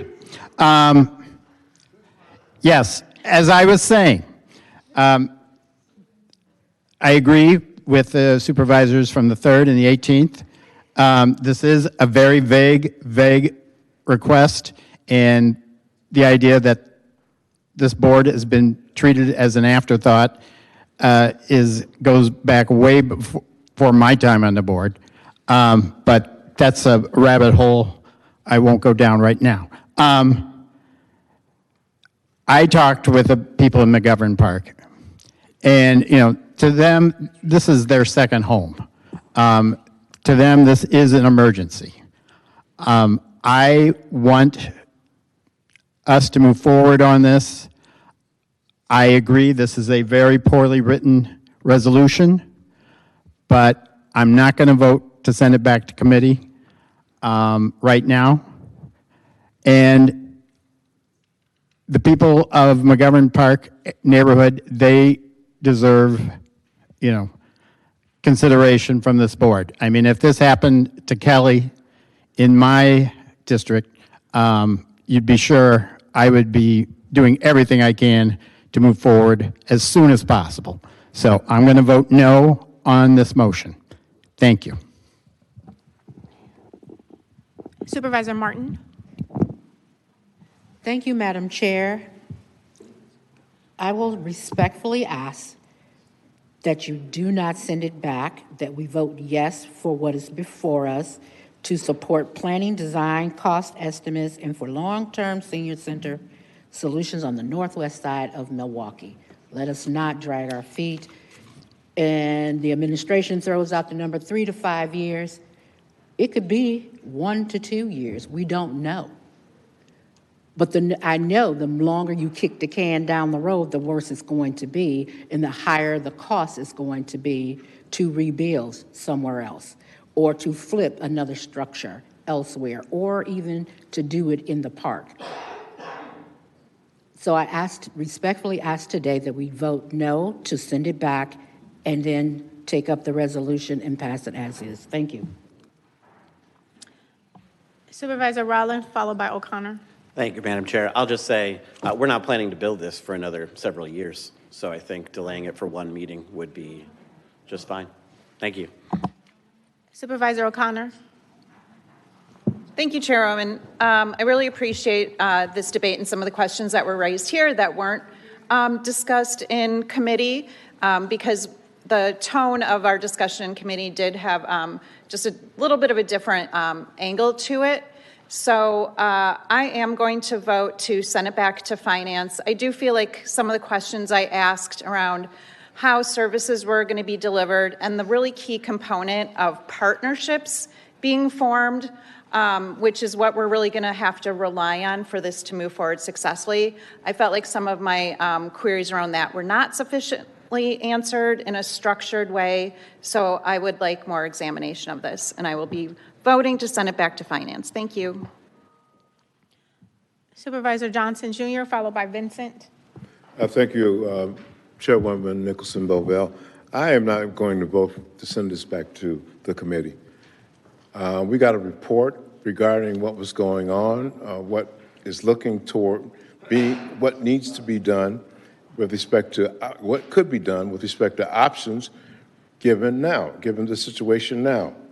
And as Supervisor Martin indicated, that what's before us is for this $100,000 to take a further step as it relates to what's going to materialize within the near term, as it relates to me using alternative places by which, in the short term, the members of the those who have been going to McGovern Senior Center can go for the next year and a half or whatever, and continue to work toward coming up with something more concrete as to what is going to happen. There seems to be an emphasis on 3 to 5 years from now without looking at the near future, without looking toward what needs to be done now to put the seniors where they want to be, where they can socialize, where they can receive programming, where they can actually, again, look toward being the center that they had been before this flooding occurred. So I'm again saying that we should go forward with respect to this $100,000. Again, we have a couple of options. The long-term option would be a new center after demolition, 3 to 5 years, but we're looking at planning for the short term at this particular time. So I, again, will be voting. I will be voting against sending it back to committee. We have the information in front of us as far as the report. as far as the pictures, as far as what the reality is now, as opposed to waiting well, first of all, we have to reorganize as a board in April, and then we get a committee assignments, and we will do whatever needs to be done at that particular time, whether it's through the Parks Committee and the Finance Committee or some other committees. But we got a plan in front of us now, and we should adhere to funding the near term of that plan. Thank you, Chairwoman Nicholson Bovell. Thank you, Supervisor Vincent, followed by Supervisor Logsdon. Thank you, Madam Chairwoman, and thank you to all of my fellow supervisors. This has been a pretty robust discussion, and I think we're probably ready to move on to a vote in a moment. I'm going to simply say that I was initially coming into here thinking $100,000 is not a really big ticket item. But I, too, am also under the understanding here that we don't have all the details of how this money is being spent. My concern comes down to the actual seniors themselves and where their voices in this, even in this $100,000, like what aspect will it have to include them in making this decision? So I at this point, as much as I respect the supervisor from the 7th, and I do want to see senior services offered in the district on the northwest side or on the north side, I do believe that we need to do our due diligence and find out exactly what, really with all of these resolutions. I've had residents reaching out to me about past resolutions that we've even made about how the breakdown is. And I think we do deserve as a county board to have more detail on exactly what this $100,000. The supervisor from the 18th brought up a great point. It's a very rounded off number. And I don't know where $100,000 came from. I assume it's going to take more than $100,000 to decide what's going to happen. So for today, I'm going to say that I will support sending this back to finance so that the department can give us more specific information, but also I want to hear where the senior voice is in this, and you know what they feel needs to be looked at, because it is about their future. Thank you. Supervisor Logsdon. Thank you, Chairwoman. I think what just transpired on our board floor here today is fantastic. We need transparency. Milwaukee County Board is losing oversight on a lot of items, and I think we do need to send this back and get more of a review of what they're going to do. And while I'm sitting here, I'm thinking, why are we even paying the $100,000 or whatever it's going to be to do this resolution? Why can't we do this within our Department of Health and Human Services? Why can't we do a task force or something? Why do we have to take it out of contingencies? But then again, I understand that the seniors are waiting for an answer. They're waiting who knows how long. So I think the oversight is fantastic. But right now, boy, this is one of those decisions. What do we want to do? And being fiscal responsibility, I want to see oversight. So I think maybe it would be a good idea to send it back and thoroughly discuss this. Thank you. Thank you. Supervisor Alexander. Thank you. Briefly, Madam Chairwoman, just to answer a question I heard in the last speaker's comments. I don't think that this is an issue of whether or not we're able to do this internally or not. I think it has a lot to do with how certain Milwaukee County departments fund their revenue. So, you know, internally, they provide certain services to other departments and they receive revenue by doing that. So I think it boils down to, because they didn't say we need $100,000 for a consultant or an architect or a planner or whatnot, because that information was not there and we're used to seeing things like that, it appears that this is simply a cross charge. They're saying, we would like to task out staff in our department to work on this, but you need to make sure that you cover $100,000 of our costs that nobody else is paying for yet. And again, you know, they didn't give us that much information, but based on what they did provide, this is what one could deduce. You know, it's not an issue of, is it internal, is it being hired out? It's just, we are not getting the level of information that I expect as a supervisor to understand the details, to know that this is a solid yes. Thank you. Thank you. Supervisor Martin. One last word on this, and then I hope we move to the question. I find it interesting you find this moment, this resolution, to call for those details with such veracity, with your full chest. And we've passed so many resolutions without. They've come before us this way on multiple occasions, and we approve them. I would hope that you would vote no to send it back to committee, allow us to move forward with looking at the other designs and what they've have discussed in committee, and then move forward with voting yes for the resolution as it stands. And I will remember this day.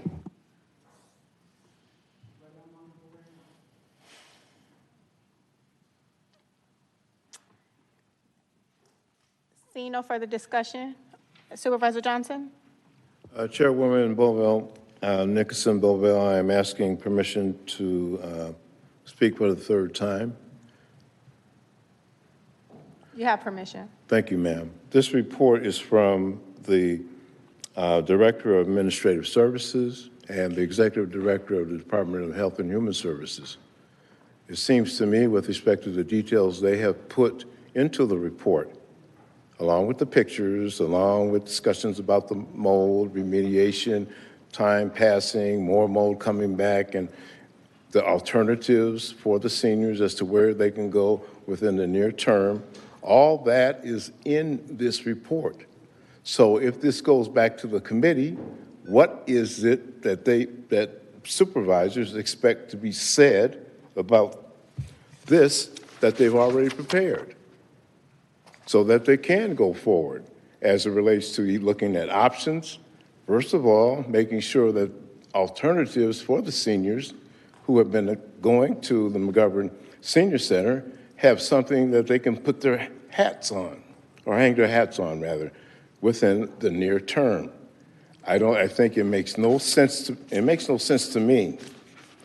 And I've heard some are looking toward what that $100,000 is supposed to be for, as it relates to a consultant, as it relates to something more concrete than what they see in these reports and these pictures, and the pictures from the reports from the vendors, as it relates to how inhabitable that building is at this particular time. What is it that's going to magically happen as it relates to the next series of meetings, other than what we can read now? So again, I am going to vote, and I ask my colleagues to vote no to sending it back to committee or committees, because I believe it's a waste of time. Unless you've got something that you want specified right now, you should tell us what those specifications should be for. Because otherwise, some of this money is to go for planning toward the alternatives, planning for something within the near term, so those seniors can get somewhere where they can be where they want to be, to get programming, to socialize, to feel better than they feel now, because they have no place to go. Thank you, Chairwoman Nicholson Bovell. Thank you, ma'am. Thank you very much. Supervisor Rowland? Briefly. I think what people are asking for is a price quote on the planning and design work. Because right now there's just an ask for $100,000, and there's not a specific, usually they put it out for bid, we get bids back, we know it's going to cost, $101,000 and $750.83. That's not in the report. Other things are in the report in terms of like the overall other concepts that this design could potentially lead to, but in terms of the details of like what vendor would do the planning and design, how much would that cost? That's not in here. And I think what I heard was there was a fear that $100,000 may not be enough once we consult with a vendor, and they might say, actually, it's going to cost $300,000 or $500,000 to really do this design well. And I think That's where there's this want to take a beat for one cycle to get those specifics, bring them to the finance committee. And maybe it'll be less than 100,000, and then you can dunk on us and be like, that was a waste of time. But at least then we'll know. And I think then we'll be able to proceed this without the fear of not knowing the specific number of what we're dealing with. Thank you. Supervisor Taylor, 17. Real quick, Madam Chair. So it's a 10-page report. The Supervisor Johnson is correct. 10-page report. It's very long and detailed on all the expenses, the different options. But here's the sentence. To advance this effort, we recommend allocating $100,000 from contingency to support immediate planning, design, and cost estimating by DAS Facilities Management. Not an outside consultant, not hiring anybody. It's basically saying DAS is going to do this, just give them $100,000. That's what this says. Out of a 10-page document, it's one sentence. Give us the money. So I think we probably all beat this to death, and so we can vote. But the report is pretty robust in breaking down the different options, and they're saying, give us this money so we can help figure out which is the way to go. Well, we know McGovern's not an option. We know we have to find a different location, but this isn't going to outside sources. This is internal.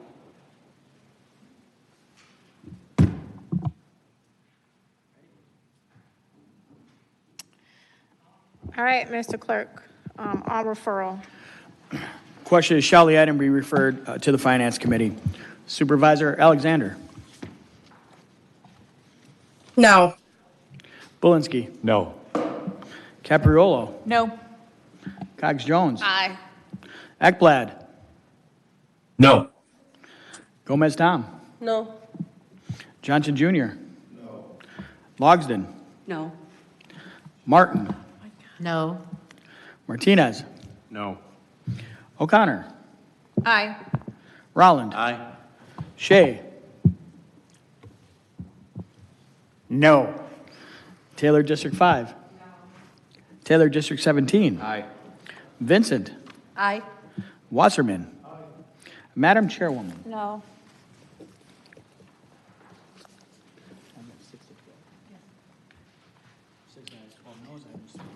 Six ayes, 12 noes. We're back to the original recommendation, which is approval. Madam Chair, I'll make a motion to lay over. For one meeting? Supervisor Taylor. One meeting, yes. Supervisor Taylor moves that this item be laid over for one meeting. All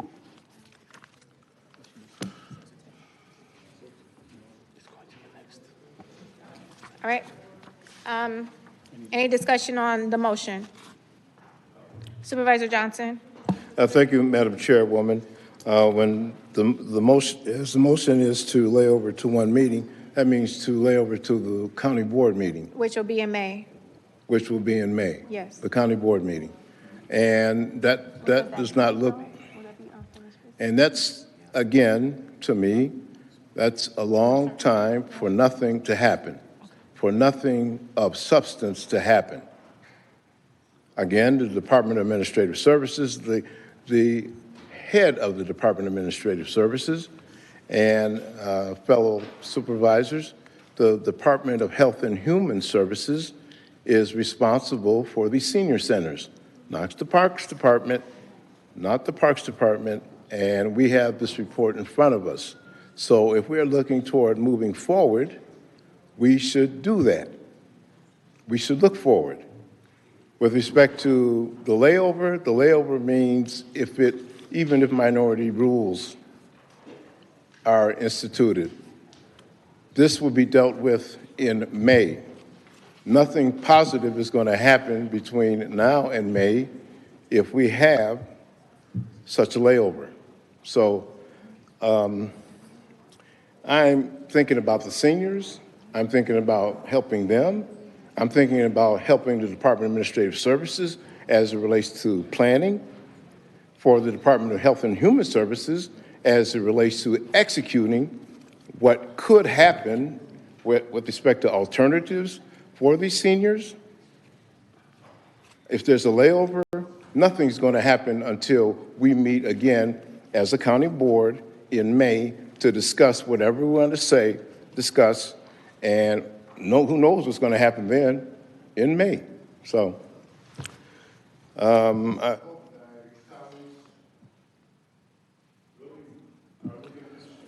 are really looking constructively as to what needs to happen right now. Thank you very much, Chairwoman Nicholson Bovell.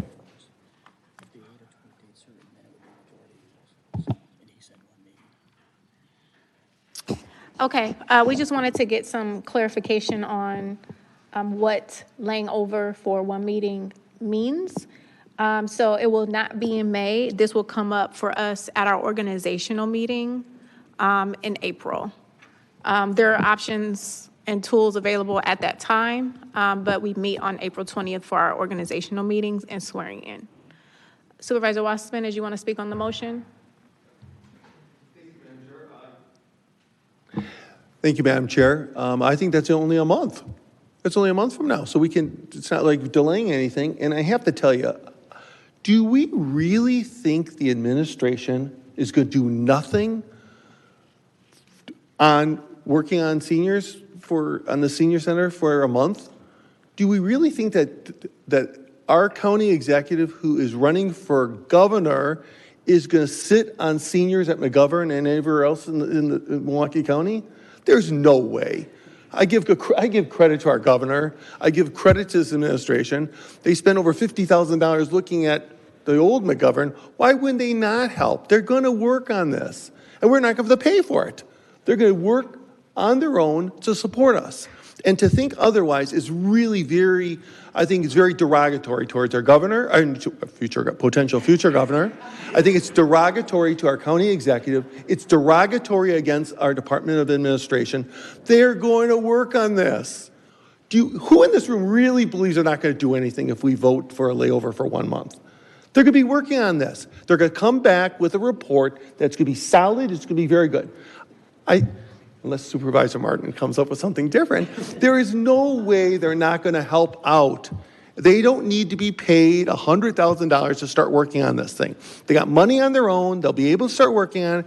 They know what we want. They're going to come up with a detailed report. In a few weeks, we're going to be set. And to think otherwise, that they're going to do nothing for 4 weeks or a month, and then all of a sudden come to us when we give them the money, that's not true. We know that. So I think a month is not going to hurt anything. We're going to get a lot of good results. And if anything, the county board is saying to the administration, you got to come up with a plan.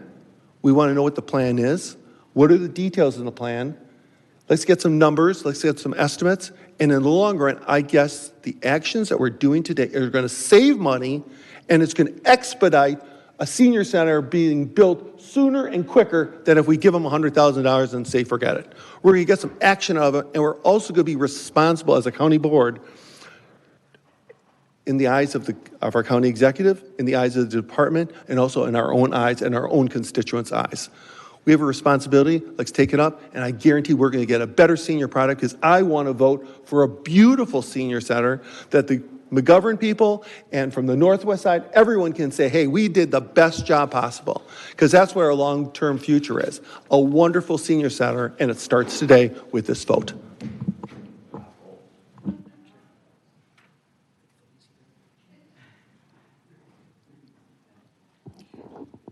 Any further discussion? Supervisor Ekblad? Thank you, Madam Chair.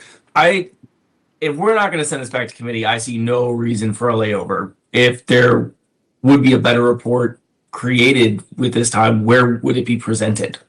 If the next time we're going to consider this is before the full board meeting. So I would say let's not lay over, let's just get it done.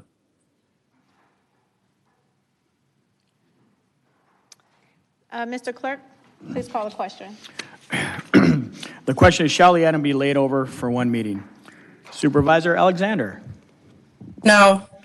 Belinsky? No. Capriolo? No. Cox-Jones? Aye. Ekblad? No. Gomez-Tom? No. Johnson Jr.? No. Logsdon? No. Martin? No. Martinez? No. O'Connor? Aye. Rowland? Aye. Shea? No. Taylor District 5? Taylor District 17? Aye. Vincent? Aye. Wasserman? Madam Chairwoman? No.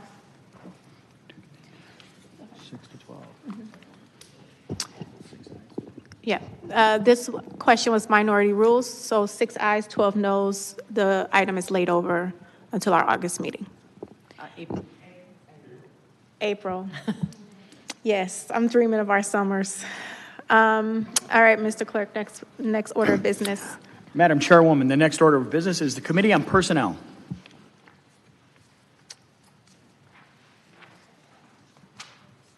We are now in the report on the Committee of Personnel.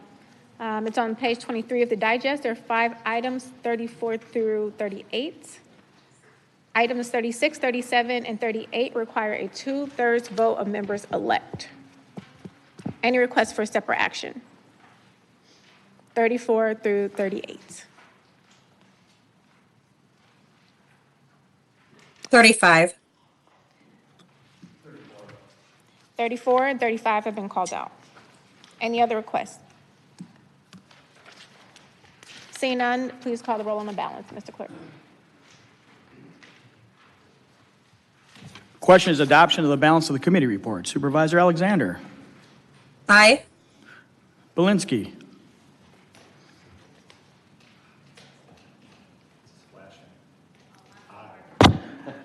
Capriolo. Aye. Cogs Jones. Aye. Ekblad. Aye. Gomez Tom. Johnson Jr. Aye. Logsdon. Aye. Martin. Aye. Martinez. Aye. O'Connor. Aye. Rolland. Aye. Shea. Aye. Taylor District 5. Taylor District 17. Aye. Vincent. Aye. Wasserman. Madam Chairwoman. Aye. 18 ayes, 0 noes. The balance is adopted. Mr. Clerk, please read in item 34. Item 34, file number 26-331 from the Chief Human Resources Officer, Department of Human Resources, requesting an increase in the constitutional office of Clerk of Circuit Court salary in accordance with Milwaukee County Ordinance Section 17.98 for the next eligible term. This item was recommended for adoption at committee. Any discussion?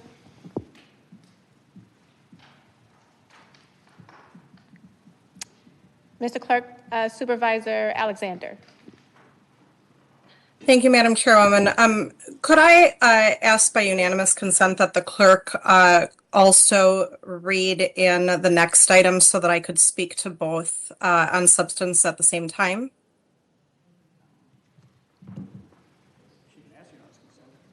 Is there? They're separate. So there is some objection here, so we'll take them up separately. Okay. Okay, thank you. So I just wanted to point out a little bit of disappointment. I know that might not be anticipated because I want to make sure that we are always trying to right size. I know compensation structures they're a moving target and it's not always easy. So, I always give credit to anyone looking at how do we right size what compensation is going to be. And when we're talking about elected officials that are leading other departments, I understand that it makes it relatively complicated when we are only legally allowed to make those increases or changes to salary prior to the start of the election season and election cycle. However, when I look at the salaries that are being proposed, I understand that we're looking at, so for example, $130,000 with a 9% increase next year to $141,000, and then a 2% increase each year after that, ending at $150,373 salary. This looks good on paper, but when we analyze it through the lens of what people are actually experiencing in Wisconsin, we would see that we've had an average inflation, if you look at the salary of $130,000 today, and it's been stagnant for 4 years, we've had about 18% inflation since then. So I get it that a 9% increase from this year to next year is a nice hefty increase. And, there's a lot of people out there that are working in our area that they're not getting any raises or they're getting very little raises. But if we're focused on being, a good employer that is doing right by employees, I think we make a grave mistake to not do what we can, where we can, when we can, to at least keep people up to speed with inflation. And the proposals before us are failing to do that. So I just wanted to get that into the record that, I do support making changes, and I fully acknowledge that everybody out there is not getting raises. But when we're in positions of power and policy making, we have to also try to do right by our workers. And some of these positions, they're making less money year after year because of where inflation is at. And I just don't think it's right to move in that direction. Thank you.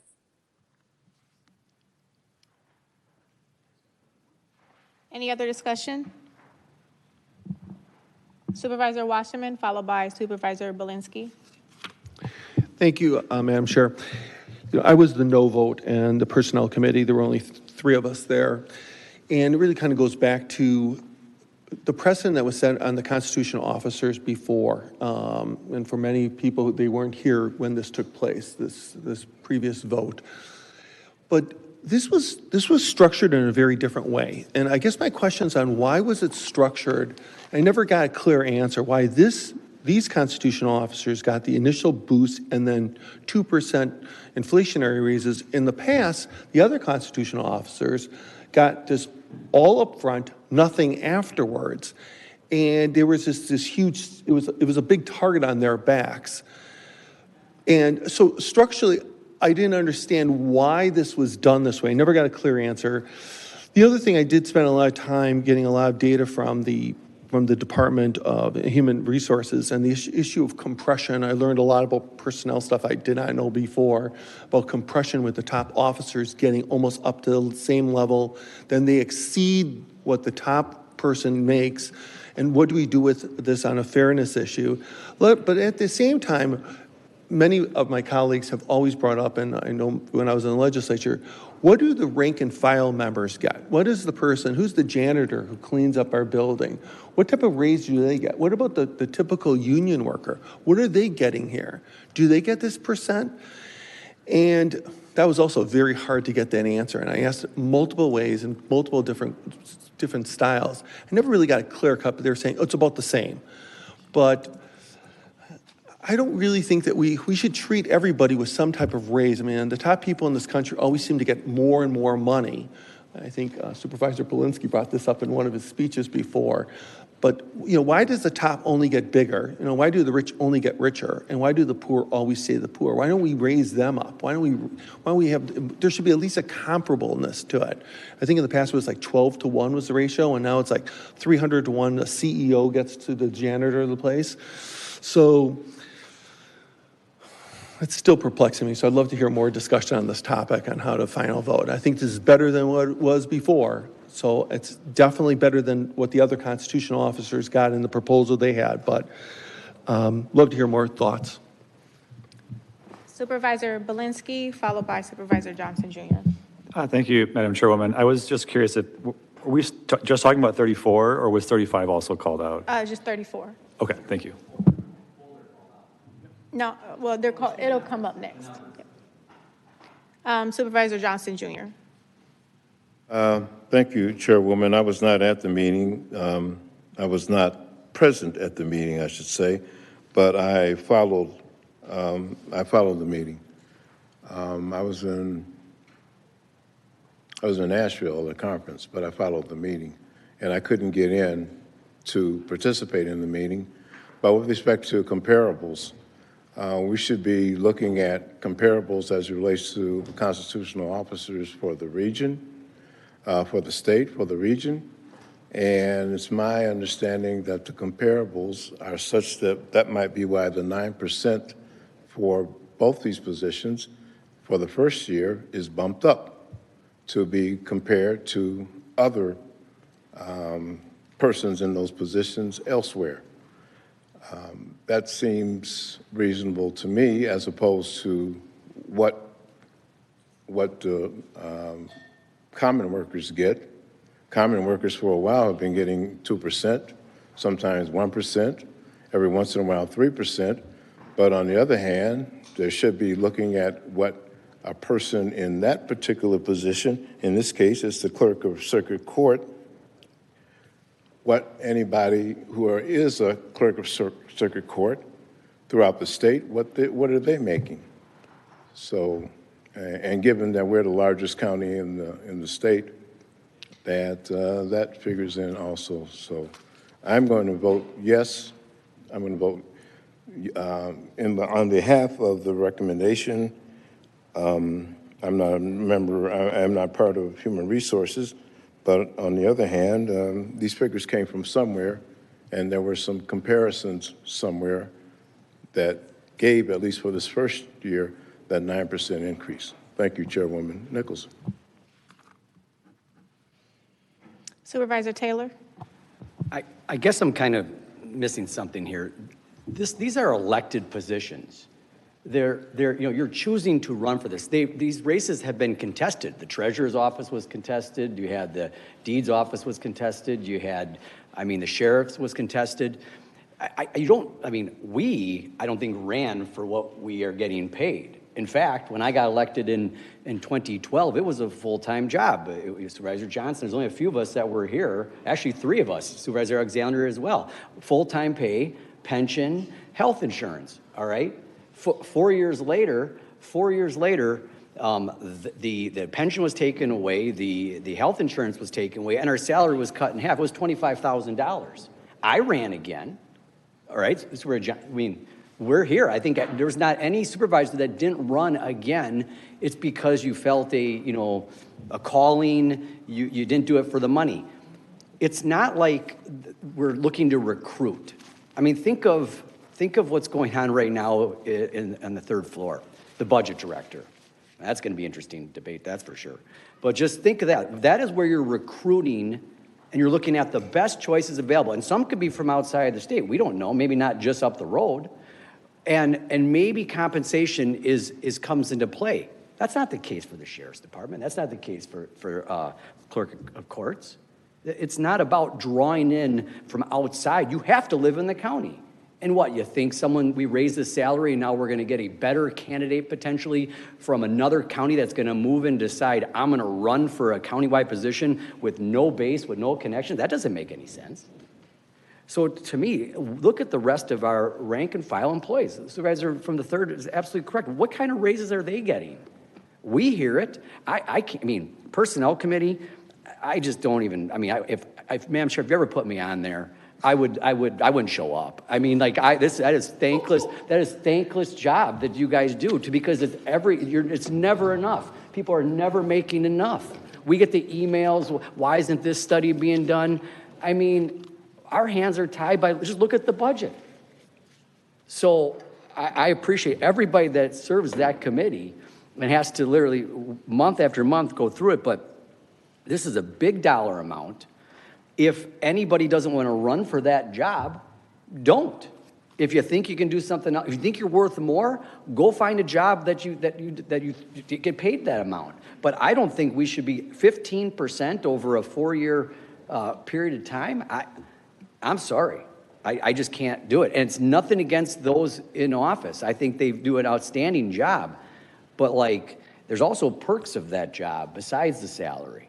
Get a pretty good parking spot. You get to have security detail all around the county, drivers. So, there's more than just salary. And they also get their health benefits and they get their pension. So I just think this is a bad look. It's a bad look. Supervisor Rowland? Thank you, Madam Chair. Maybe a question for Corporation Counsel. If this doesn't get approved today, is there any ramification, or do we have some flexibility and some time to have a conversation about this? By state law and our ordinances, these salaries need to be set by April 15th of this year. Otherwise, they'll stay flat for the next term. Okay.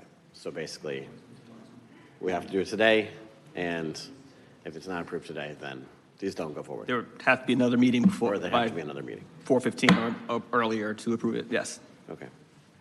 Okay. Yeah, I'll just stand and share my concerns that were raised by the supervisor from the 3rd.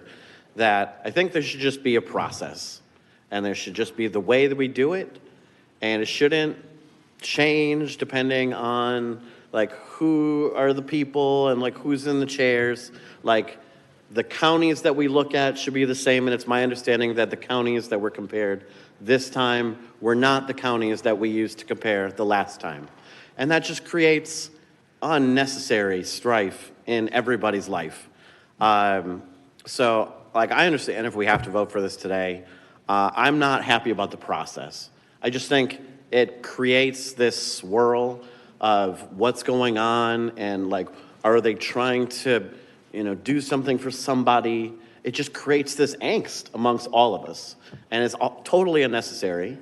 There should just be the way that we do it, the counties that we look at, the process. And I would love to vote on that one time, and then this is the way that we do constitutional officer pay and compensation forever, right? There should just be a process. So I would love for that to come to us, because this changing from time to time, like this, it's not a good process. Thank you. Johnson Jr., followed by Capriolo, and then Ekblad. Thank you, Chairwoman Nicholson Bovell. The fiscal note was prepared by Margot Franklin, the Chief Human Resources Officer, So that's probably where those comparables came in with respect to coming up with that 9% for the first year. I don't think she just pulled numbers out of a hat. I think there were some comparisons to come up with that 9% and the subsequent increases. So again, this was prepared by our Milwaukee County Chief Human Resources Officer. That is the fiscal note. So I think we should take the vote, go forward, and rely on this professional who has been in her field for a long time to come up with the numbers that she came up with. Thank you, Chairwoman Nicholson Bovell. Thank you. Supervisor Capriolo, followed by Ekblad and Martin. Madam Chairwoman, a point of special privilege Supervisor to Martin. be excused for a few moments. Thank you. Supervisor Capriolo. Thank you, Chairwoman. Talking about salaries and saying, if you don't want to work for that, then don't run for the office, I just kind of want to talk to that. There are 18 of us here. 3 people have opponents. 15 of us do not have opponents because no one wants to work for $30,000 and no health care and no anything else. So I think we should be looking at how do we make positions more attractive to attract more applicants, to attract more people that want to be elected, because then the voters do have an option. And we're not stuck with the same people over and over again because people can't afford to take this position on because they're not independently wealthy, they're not retired, they don't have flexible jobs. I mean, we can go over that. So my instinct is to vote this up, and we can definitely talk about the process later. But I think encouraging people to run for elected office should be a goal, not just settling for whoever can afford to have that role. Thank you.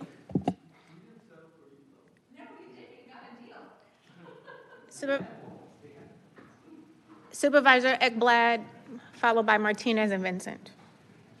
Thank you, Madam Chairwoman. I definitely share frustrations about standardization of this process. I think that's completely fair. In the world that I inhabit day in and day out for my day job, there are processes that are transparent about how pay goes up, and according to what measures of success or failure, your pay goes up by.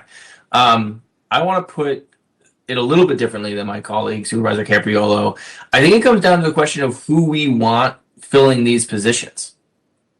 Do we want folks raising families making decisions about services and parks? Do we want folks who understand the actual cost of living in this county in the driver's seat to build for the future? And if we're not making it possible for people to afford families and occupy these positions, how in heaven's name are we going to build anything for the future? So I'll just leave it there. Thank you very much, Madam Chairwoman.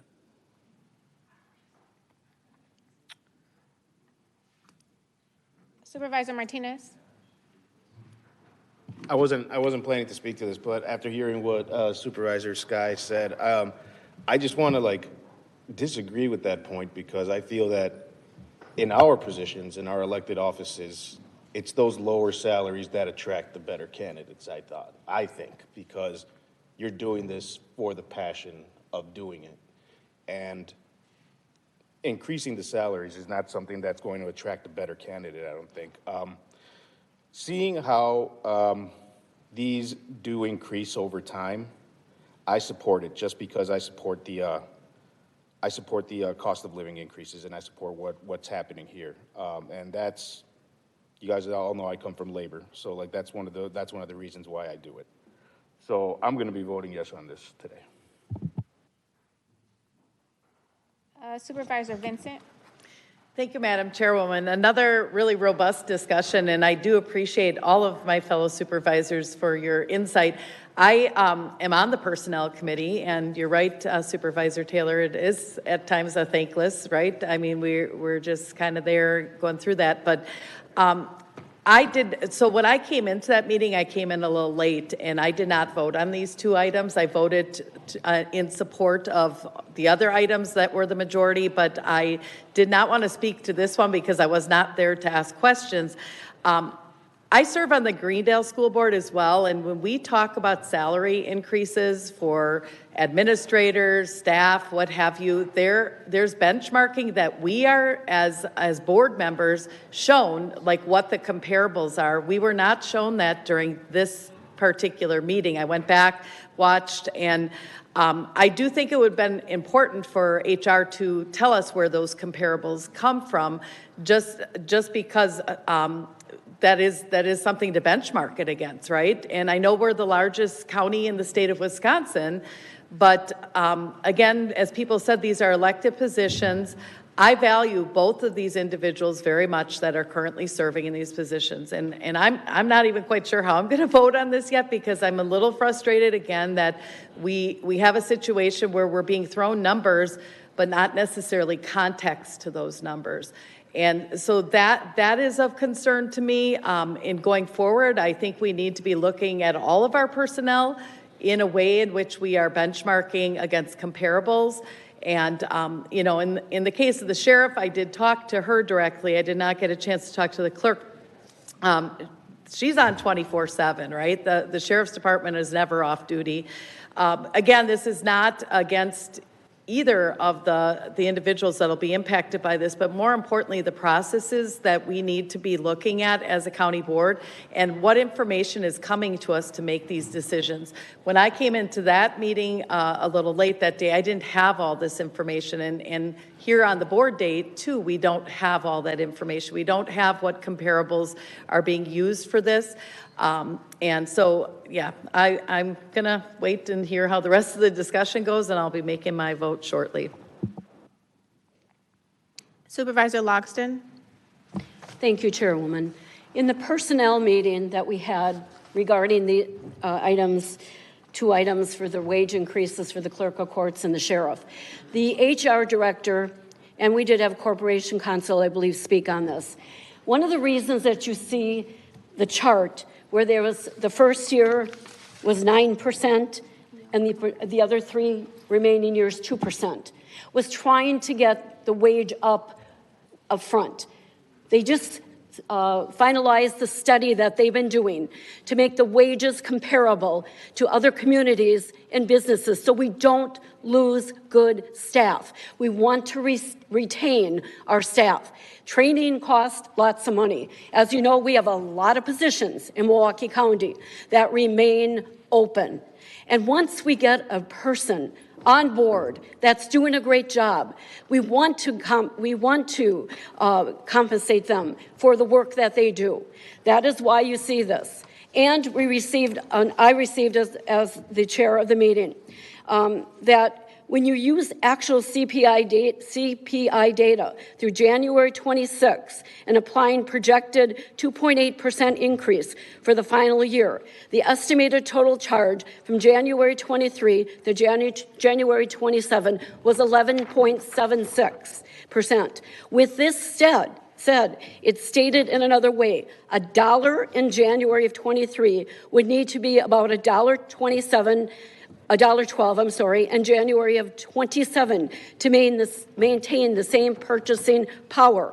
In other words, viewed through the lens, the projected salary adjustment tracks closely with cumulative inflation over the term.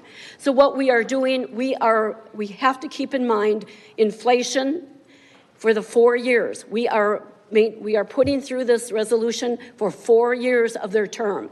And we're giving them the boost the first year to bring them up to speed per that review that they did for us of all the wages throughout all the departments, which has now come to a close. Thank you. Any other discussion?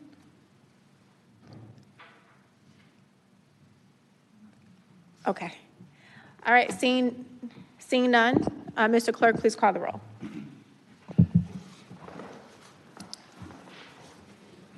The question is adoption. Supervisor Alexander.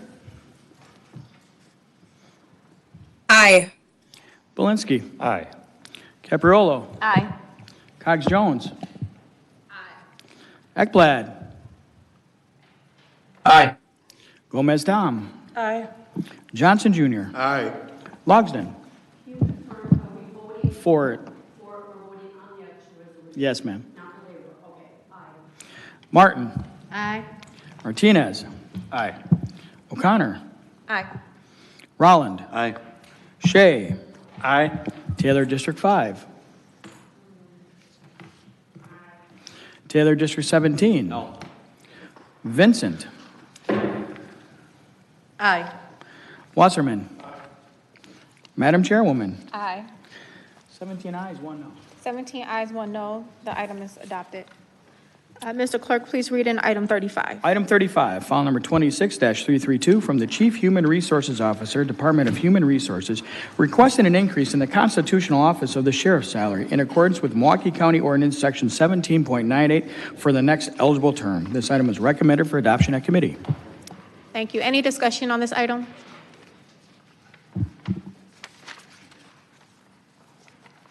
Supervisor Alexander, followed by Supervisor Belinsky.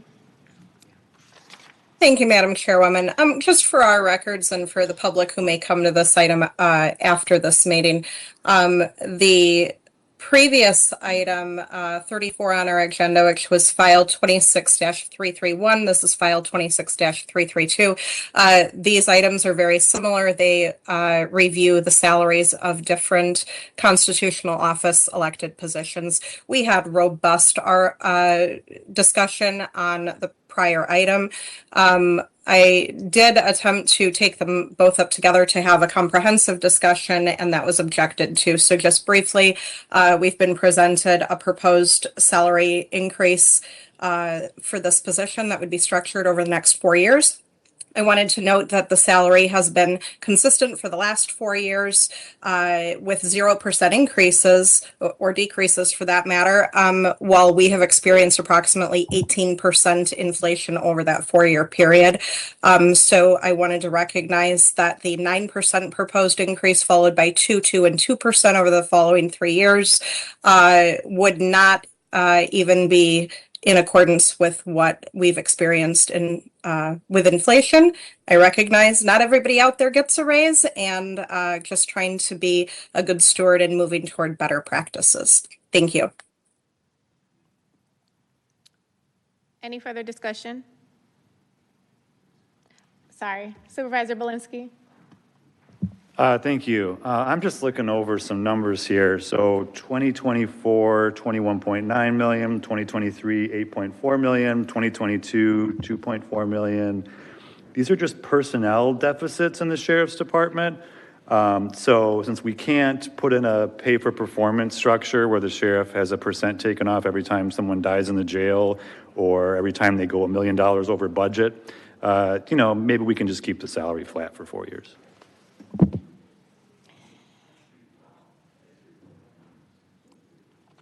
Any further discussion on this item? Mr. Clerk, please call the roll. The question is adoption. Supervisor Alexander. Aye. Belinsky. No. Capriolo. Aye. Cogs Jones. No. Ekblad. Ekblad. No. Gomez Tom. No. Johnson Jr. Aye. Logsdon. Aye. Martin. Aye. Martinez. No. O'Connor. Aye. Rolland. Aye. Shea. Aye. Taylor District 5. Taylor District 17. No. Vincent. Aye. Wasserman. Madam Chairwoman. No.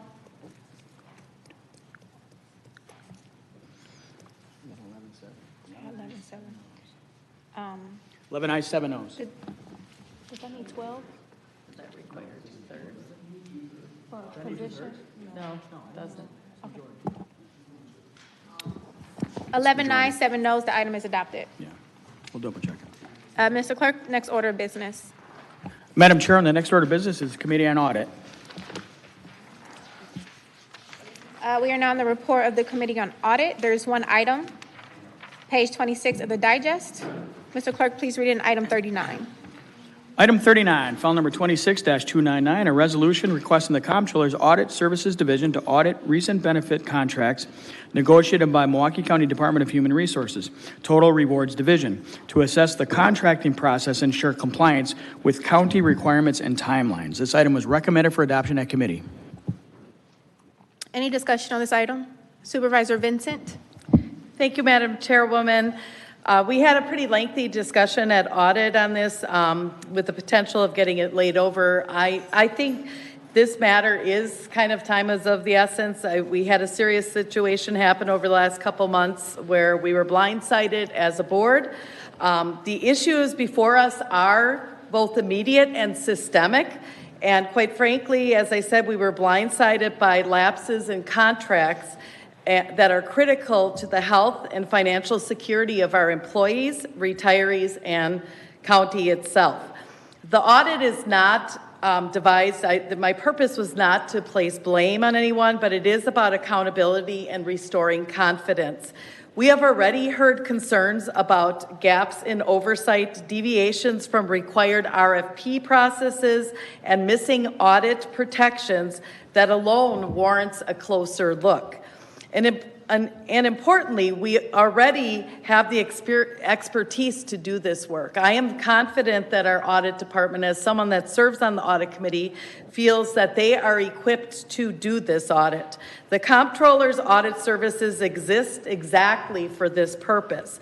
This request does not create new costs, and it does not require outside consultants. It uses existing county resources at no additional cost. Taking this step now ensures that there are no other issues within these contracts for the Total Rewards Program and prevents future risks. It is a responsible and necessary action, and I urge adoption, and I would like to move for adoption. Thank you. Any further discussion? Supervisor Alexander, followed by Martin. Thank you, Madam Chairwoman. I had intended to bring a proposal that would have potentially been a substitute to this item if it wasn't for a few titling issues that we have with how our systems work and inability to change titles. But I wanted to connect with you, Chairwoman, and go over a few different routes that we could actually get, I think, a lot of meaningful information. I don't think that the idea of doing an audit for this purpose is necessarily a bad idea. It's not unfounded. You know, we have experienced some things and discovered some things going on in our county government that are obviously very concerning. In committee, one of the things that I brought up, though, was really recognizing that we certainly have a systems problem here. If the things can unravel the way that they did, as hard and fast and big and alarming as they did, you know, it doesn't fix the problem to have one person displaced from the position they were in. It doesn't fix the problem for us to only complain about it in our public forums. And of course, we need to look into it. But I feel that the best way for us to get the information that we need as a body to make the type of system changes that are required to prevent this from happening in the future is going to be more like a task force put together of members of this board and or in combination with perhaps community members or something like that. And that's the direction I wanted to speak with you about, because then we don't have the stringent professional audit CPA type restrictions. And by that, I mean not loosey-goosey, but just the idea that if we as a body want to order an audit, we have to be able to define the scope. And right now, we don't have any way to do that. We know there's problems. We need to understand them better. I think an audit would be really well placed once we have that information. But right now, we don't even know where the breakdowns are and how to succinctly define the scope of an audit so that we will get back a report that we want. In addition, I think that, you know, without going into details that can't be discussed outside of a closed session, I think there's some legal concerns that were brought to our attention that I just flagged for members that might not have been at that meeting. And those also, you know, raise my curiosity as to how we would move forward. Basically, in summary, I don't think an audit written this way, requested this way at this time is going to be productive to give us anything useful for our end goals. Thank you.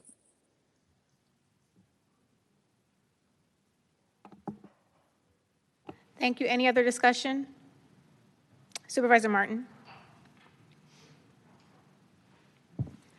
Thank you, Madam Chairwoman. In regards to an internal audit that is before us, I would like to formally request an external audit to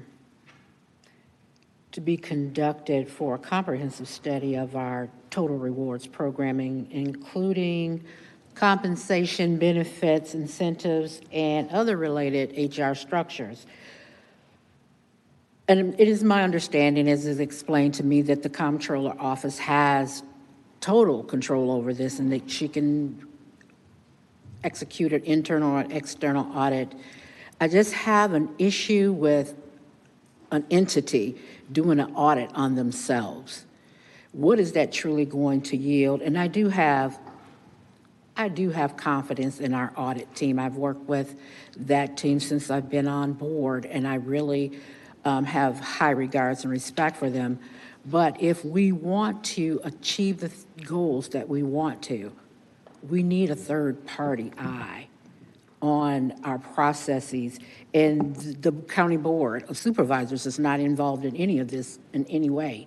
So, but in an effort for full transparency and to help regain trust, let's have an external eye look at these things that we're looking for, and we're looking for the specialized expertise on that objective third party. There are times when it is valuable to go outside and have that added expenditure so that we can get to the maximum and most effective and efficient processes, so we're not looking at one person holding the bag for something that's gone horribly wrong. Thank you, and I yield back. Supervisor Rowland, followed by Vincent. Thank you, Madam Chair. I know it's, we're running out of energy. I tried to drink a bunch of coffee before this started, so I'm still ready to go, guys. Let's go. Let's go. All right, so let's talk about this. This was a huge problem. Somebody got fired because there were a lot of people that were worried if their health insurance was still intact. This is a big issue, right? So I think no matter what, we got to look into this, right? I know that the administration is looking into this. They are acting. That's good. I think it makes sense for us to also have the Comptroller's Office take a look into this. This is what they do. They audit. In terms of having it be an internal Comptroller's Office-led audit versus outside, I think it makes sense for the Comptroller's Office to do it for a couple of reasons. One, it's what they do. They haven't ever done an audit that was anything other than totally above board, so I don't have any reason to not trust that they would deliver an audit that was completely led by principals and auditing best practices as opposed to anything else. Number two, we just spent a lot of time talking about $100,000 for a senior center to talk about design. If we were going to take this and do an external audit, it would probably cost somewhere in the neighborhood of like $200,000-$300,000, right? So like 2 to 3 times more than that. So we could do that, but there is a price tag associated with that. And again, what do we get for that? I guess we can feel a little bit better about the messenger of that information, but I still think at the end of the day, it's information. It's just a report of information that exists already, and I fully trust the comptroller's office to give us to us for nothing. We're already paying them to do audits just like this. So totally support what the supervisor is putting forward. It's cost effective. It gives us answers that we want. It helps us improve the process, and hopefully we don't do it again. Thank you. Supervisor Vincent. Thank you, Madam Chairwoman. It's getting long here, so I'm not going to say a lot, but I do want to echo what Supervisor Rowland just said. There is no cost involved in this at this point, but the cost of not doing it, I think, is greater than the cost of us not doing anything and waiting until we ask for that external audit. I think I trust our audit department, and as someone that sits on the audit committee, I have seen the intense amount of work that goes into that. While they're saying it's not going to cost any additional funding, it is still going to require their time, but their time is what we need in this. We need time and attention paid to a matter that put all of us, every single one of us, in a very uncomfortable position where we were forced to make a very huge decision in a matter of days without hardly any information. So I don't want to be in that position again, and I think time is of the essence that we should get on this, and if our audit doesn't come back as what we like, I think then, we talk about, do we do an external audit? But I think at this point in time, I just want to push for this audit to move forward.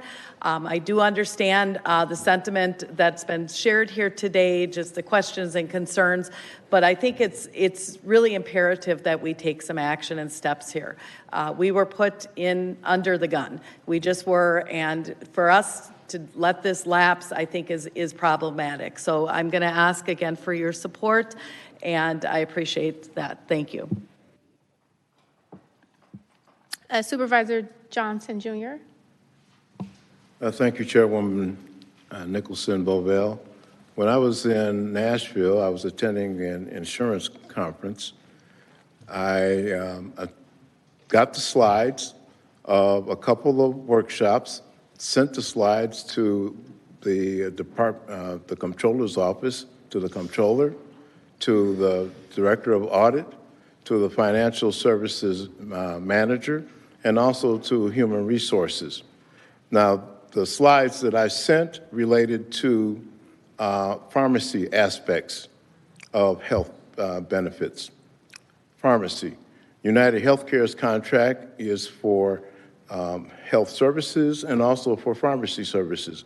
So I thought it would be prudent to send those slides to, again, the comptroller's office and to the human resources office. So I will be voting for this resolution. And again, I went to the conference. I thought it would be proper and prudent to send that information forward, and I did so. Thank you very much, Chairwoman. Thank you, ma'am. Thank you.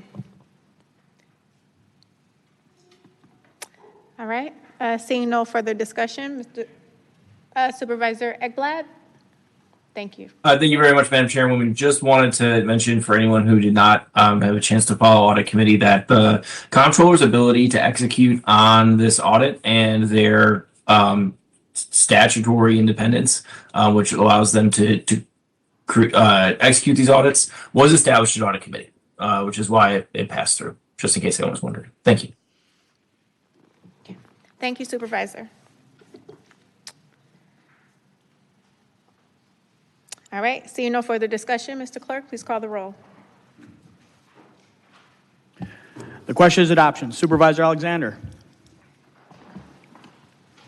No. Belinsky. Aye. Capriolo. Aye. Cogs Jones. Aye. Ekblad. Aye. Gomez Tom. No. Johnson Jr. Aye. Logsdon. Aye. Martin. No. Martinez. Aye. O'Connor. Aye. Rolland. Aye. Shea. Aye. Taylor, District 5. Taylor, District 17. Aye. Vincent. Aye. Wasserman. Madam Chairwoman. Aye.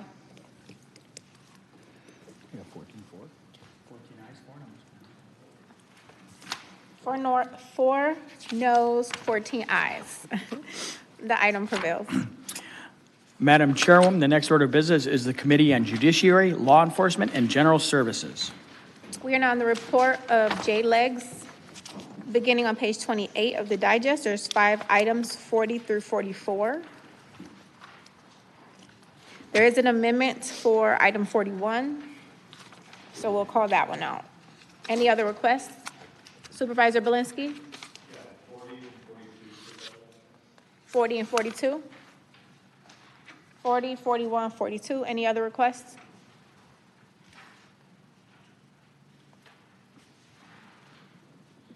All right, seeing no further requests, Mr. Clerk, please call the roll on the balance.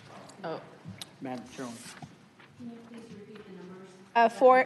Yes, 40, 41, and 42 have been called out for separate action. Yes. Mr. Clerk? Question is adoption of the balance of the committee reports. Supervisor Alexander. Aye. Belinsky. Aye. Capriolo. Aye. Cogs Jones.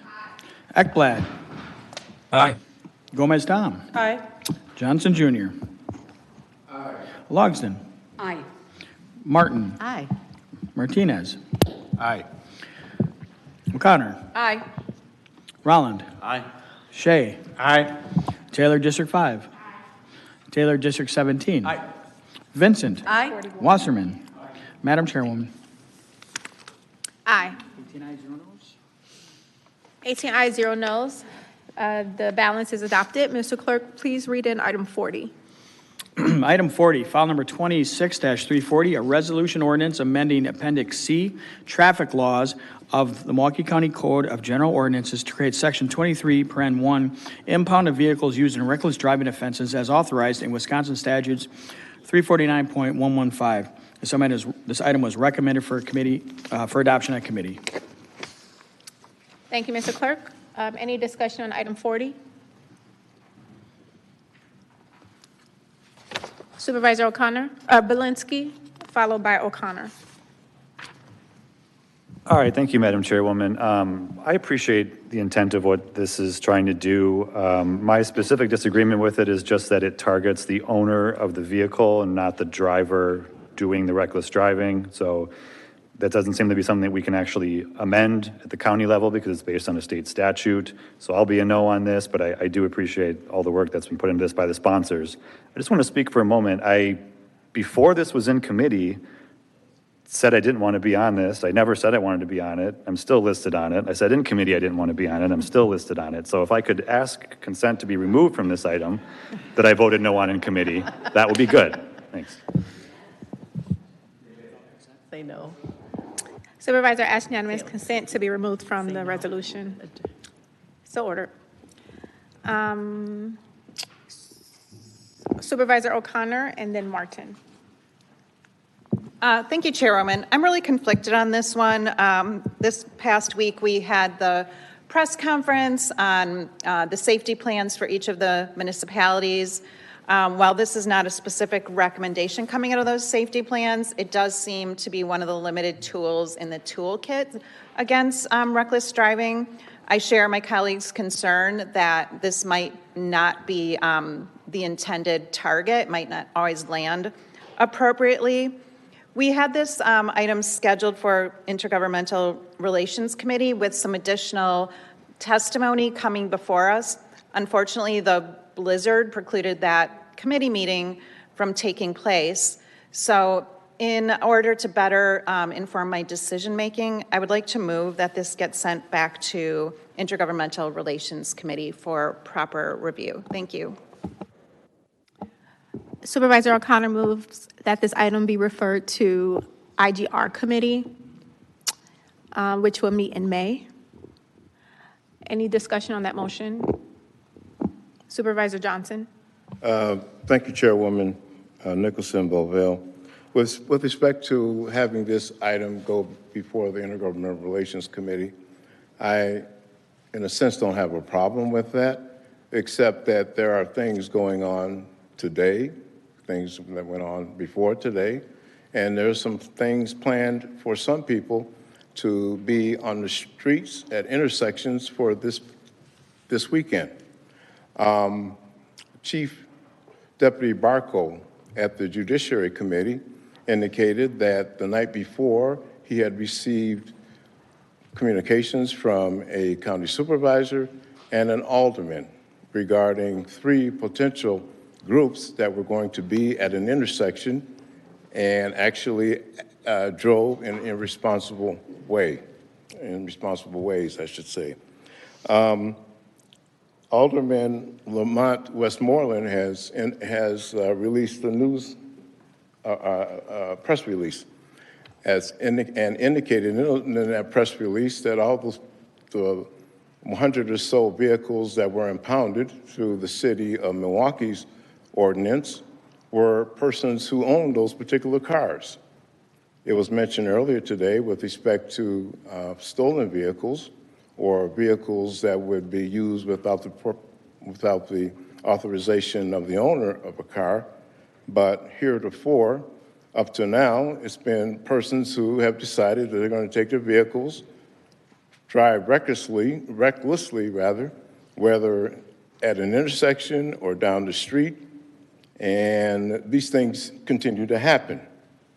There was reference to the Comprehensive Safety Action Report. Comprehensive Safety Action Report related to the 19 municipalities that make up Milwaukee County. There is a Vision Zero plan that by 2037, that a lot of accidents, particularly those that related to injuries and fatalities, was something that we don't want to happen as a goal for 2037. So as I said earlier, Chief Deputy Barco, when he testified at the Judiciary Committee, referred to something that happened the night before. The Milwaukee County Sheriff's Office has information that indicates that something's going to happen this weekend. So with respect to this referral to the Intergovernmental Relations Committee because of the blizzard, I think it was the blizzard, that on the one hand, I know that some people are going to say, would like to say something about this, but on the other hand, if supervisors have some information as to what they wanted to say, if they have that information, I think they should divulge that information at this particular time. As I said, this reckless driving has been happening in the past. Citizens have been very concerned about reckless driving, the fact that vehicles go off the road into ditches, cause accidents, cause injuries, and sometimes fatalities, that this is something that needs to be dealt with as soon as possible. Thank you, Chairwoman Nicholson. Thank you, Supervisor Johnson, Jr.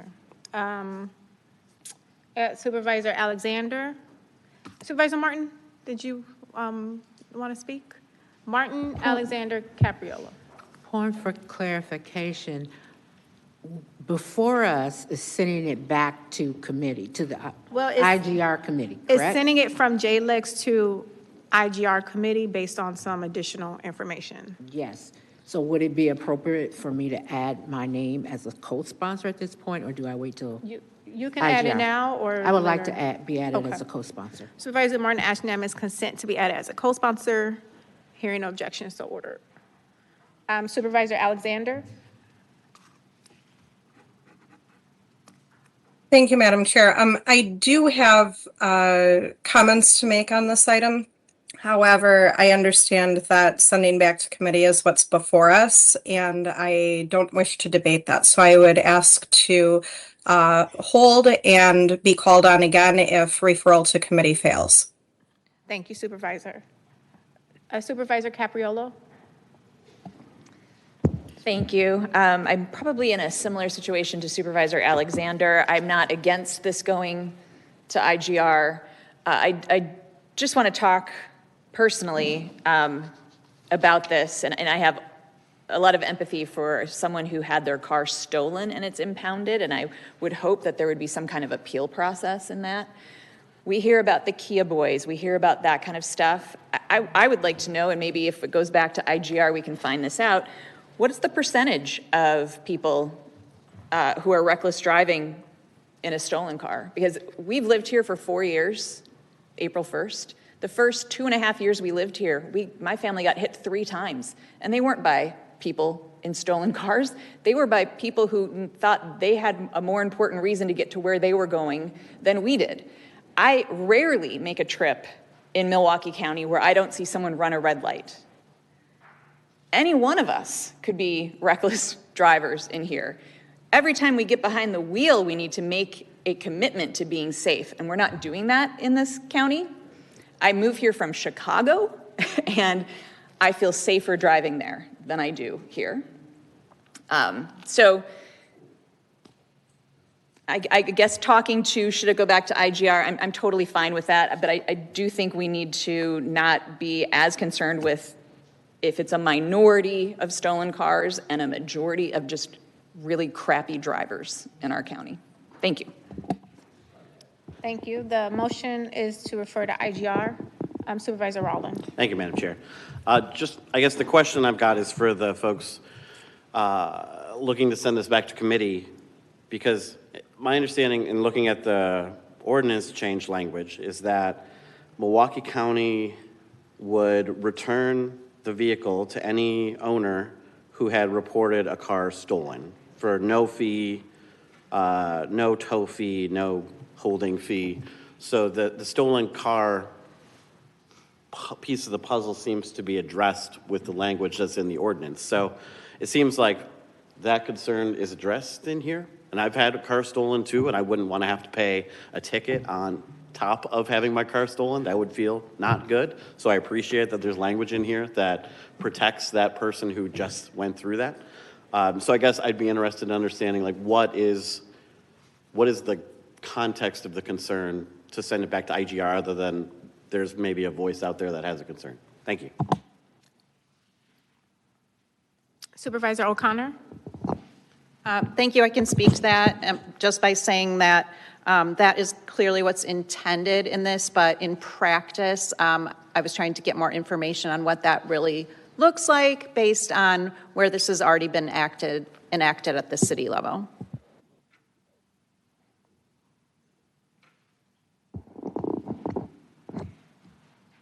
Okay. Any further discussion on the motion to refer to IGR? Seeing none, Mr. Clerk, please call the roll. Question is, shall the item be referred to IGR? Supervisor Alexander. Aye. Walensky. Aye. Capriolo. No. Cox Jones. Aye. Ekblad. No. Gomez Tom. Aye. Johnson Jr. No. Logsdon. Aye. Martin. No. Martinez. Aye. O'Connor. Aye. Rolland. No. Shea.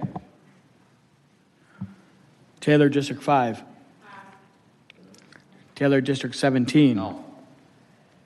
Vincent. No. Wasserman. No.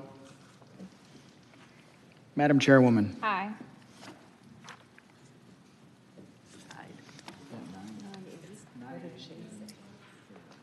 It is. Who's missing? Shea's missing. Oh, okay. 9 ayes, 8 noes. The item is referred to IGR. Mr. Clerk, please read into the record item 41. Item 41, file number 26-300, a resolution ordinance amending Chapter 1 of the Milwaukee County Code of General Ordinances to refine the process for adding co-sponsors to legislative items. This item was recommended for adoption at committee, and amendment number 1 is pending. And there's an amendment. Supervisor Taylor, you have the floor. Thank you, Madam Chair. Supervisors wishing to add their names as co-sponsors of resolutions or ordinance introduced by supervisors shall, prior to a committee's final vote on said resolution or ordinance, obtain the permission of the primary sponsor and be added if there's no objection from a member of the committee. This is our ordinance now, and we're not even following it. This doesn't happen now. And we talk about following our own rules and ordinances, and we're not. What this does is keep that as a part of the equation. I'll get to the amendment in a second, but basically, the way we know how it works now, one of us brings in a piece of legislation, whether it's an ordinance, whether it's a resolution. We may go it alone. We may send it out to the entire county board. We may look to find co-sponsors that because we're talking about these items and let's work together. Those are really the three methods of any type of ordinance or resolution that a supervisor brings in. What would happen is if one of us would like to be added to any one of our pieces of legislation, you need to go to the sponsor, ask the sponsor, just like the ordinance says. Nothing more than that. So if it's before a committee, whether you're on the committee or not, you're going to clearly testify. Like I showed up to J-Legs. I'm not on J-Legs, but I showed up to present. If this current ordinance was in place, or let's say we were following what we have, I would have said, please add these 3 or 4 supervisors, whether or not they were there or not, you would add them. Now, there was concern at the committee that maybe a supervisor is going to say no. A sponsor will say no to having them being added. So to take that out of play, what the ordinance would say is through the committee process, so from introduction to the very final committee, you would go to the sponsor to be added. When that cycle's done, which usually now is, I think, is it finance is the last one, or is it, it depends, but normally finance is the end. So then you have a whole week to the county board meeting. During that period of time, you'd reach out to the clerk's office. You could do it the day of the meeting. You could do it, before that item is called in. And you have the county clerk, the deputy county clerk, he takes it down, item gets called in, because clearly we call out our own items because we want to talk about it. We know that there's going to be additional members added, so we would call that out. Clerk reads it in. Madam Chair, we have these 3 sponsors to be added. Any objection? No one objects. And we move on to debate. Simple as that.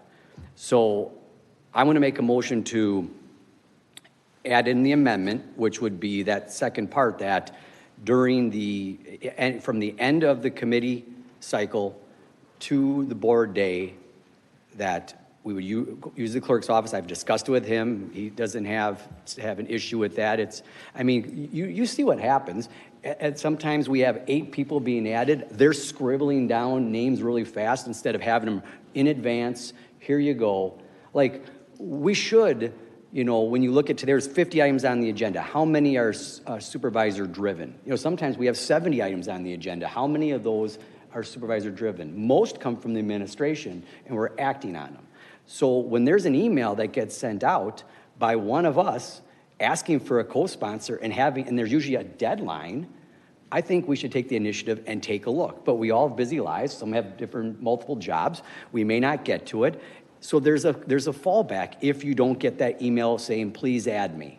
And that is, go to the author. Like, it's going to go before committee. You either do it before that, and let's just say you didn't do it before that. I would assume that everybody is going through the entire packet and looking at every single item.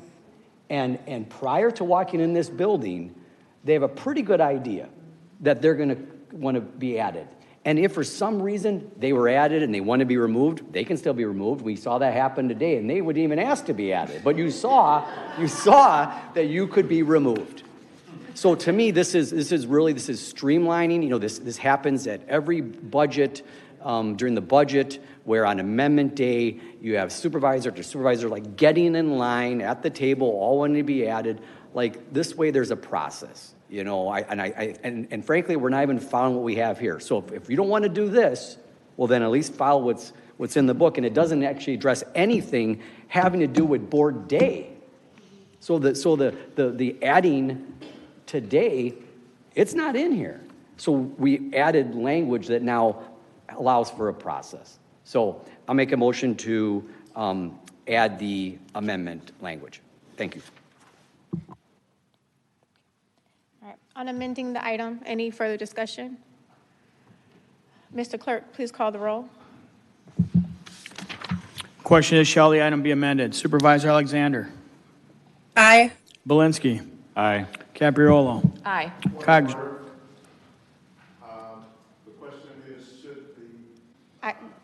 Yes, amended. Yes. We haven't gotten there yet. Just amended. Should it be amended? Yeah.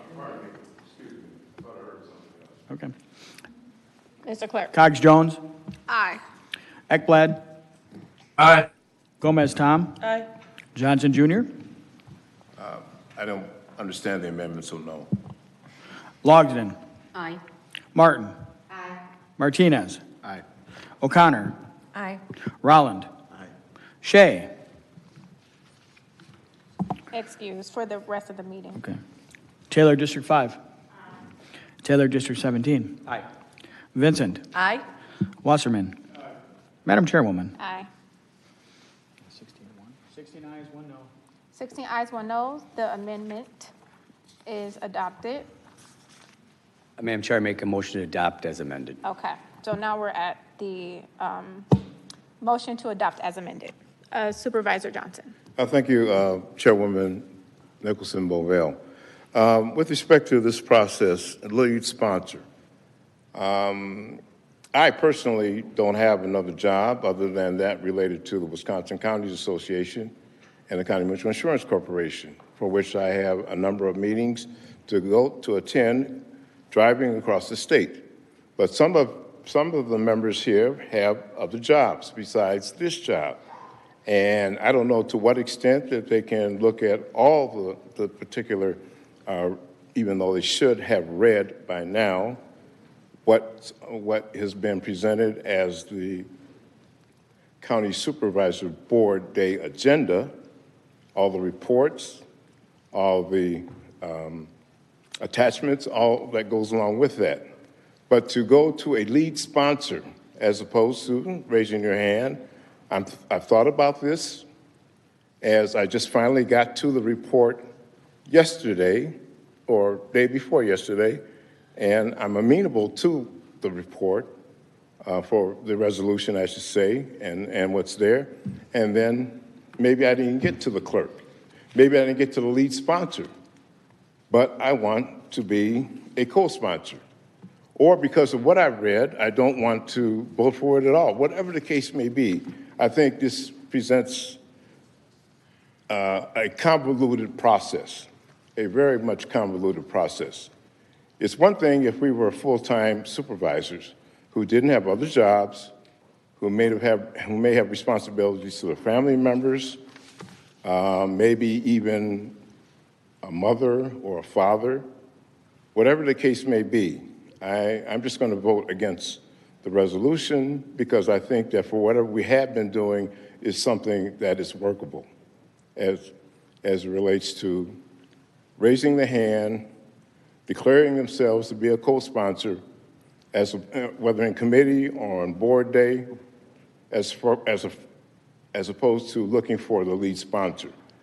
I mean, I think it's hard enough as part-time members for us to do whatever we need to do to be prepared for this day, for committee day, whatever the case may be. Thank you very much, Chairwoman. Supervisor Capriolo. Thank you very much. To respond to my esteemed colleague, with my perspective, as someone who does have a full-time job, Currently, if I want to be considered a co-sponsor, I have to go to the committee in person and ask unanimous consent from the committee to be added. With this, I wouldn't have to do that. I would just have to go to the lead author and say, hey, I would like to be added. So to just talk about, I know it's a change and it's different, but for me, I see it as an advantage because I can't be at every committee in person, or even, I mean, I could do it online as well, but I can't be at every committee online. So I support this as amended. That's it. Thank you. Any other requests to speak? Seeing none, Mr. Clerk. Question is, shall the item be adopted as amended? Supervisor Alexander. Aye. Belinsky.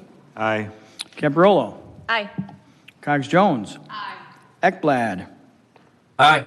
Gomez Tom. Aye. Johnson Jr. No. Logsdon. Aye. Martin. Aye. Martinez. Aye. O'Connor. Aye. Rolland. Aye. Taylor, District 5. Taylor, District 17. Aye. Vincent. Aye. Wasserman. Madam Chairwoman. Aye. 15 ayes, 1 no, 1 excuse. You still can, because it hasn't been signed off on yet. No. The item is adopted. Yeah. Mr. Clerk, please read it, item 42. Item 42, file number 26-297, a resolution requesting the Department of Administrative Services Information Management Services Division, in conjunction with DAS Procurement, the Office of Corp Counsel, and the Office of the Comptroller, to develop a plan to implement a public dashboard of contracts subject to county approval. This item was recommended for adoption at committee. Any discussion on this item? Supervisor Belinsky.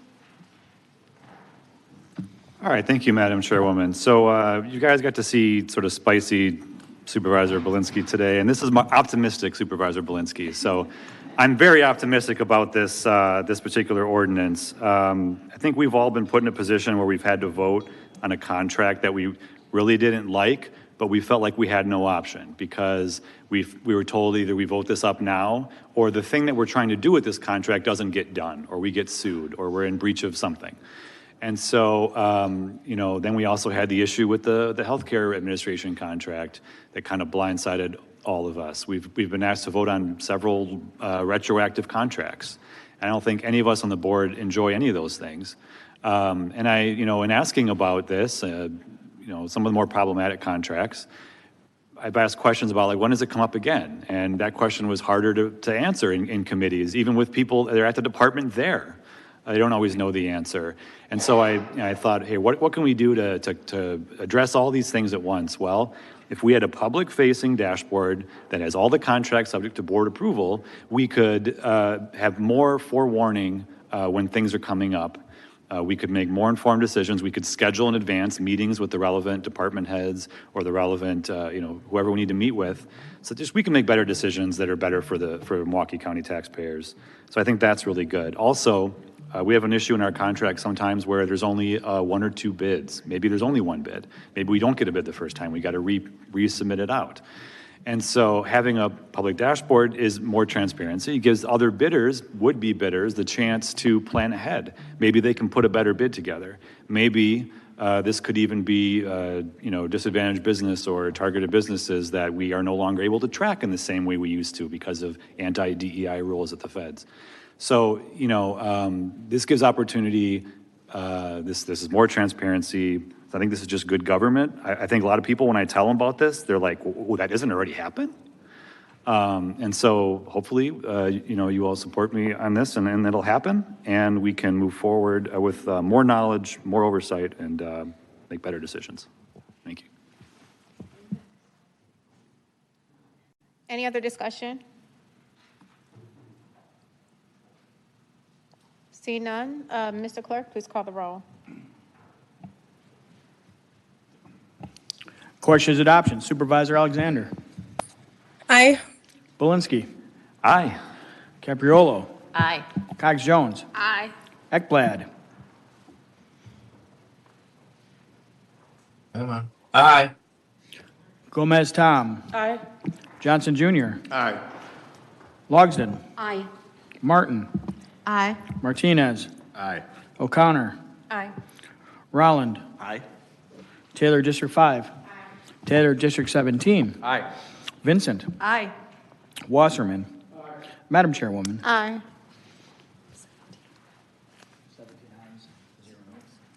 17 ayes, 0 noes. The item is adopted. Madam Chairwoman, the next order of business is the Committee on Parks and Culture. All right, so all items are moot except for item 45, so we'll go ahead and read that into the record. Item 45, file number 26-284 from the Executive Director of Parks requesting approval of an agreement with the Friends of Veterans Park for their formation and the scope of a design competition to improve Veterans Park. This idea was recommended for adoption at committee. Thank you. Any discussion on item 45? Seeing none, Mr. Clerk, please call the roll. Question is adoption. Supervisor Alexander. Aye. Belinsky. Aye. Capriolo. Aye. Cox Jones. Aye. Ekblad. Aye. Gomez Tom. Aye. Johnson Jr. Logsden. Aye. Martin. Martinez. O'Connor. Aye. Rolland. Aye. Taylor District 5. Taylor District 17. Aye. Vincent. Aye. Wasserman. Madam Chairwoman. Aye. 7 to 9, 0 noes. The balance is adopted. Next order of business. Madam Chairwoman, the next order of business is the Committee on Transportation and Transit. Oh, it's Yep, so we'll move. So we'll move on to the Committee on Community, Environment, and Economic Development. Which is on page 35 of the digest.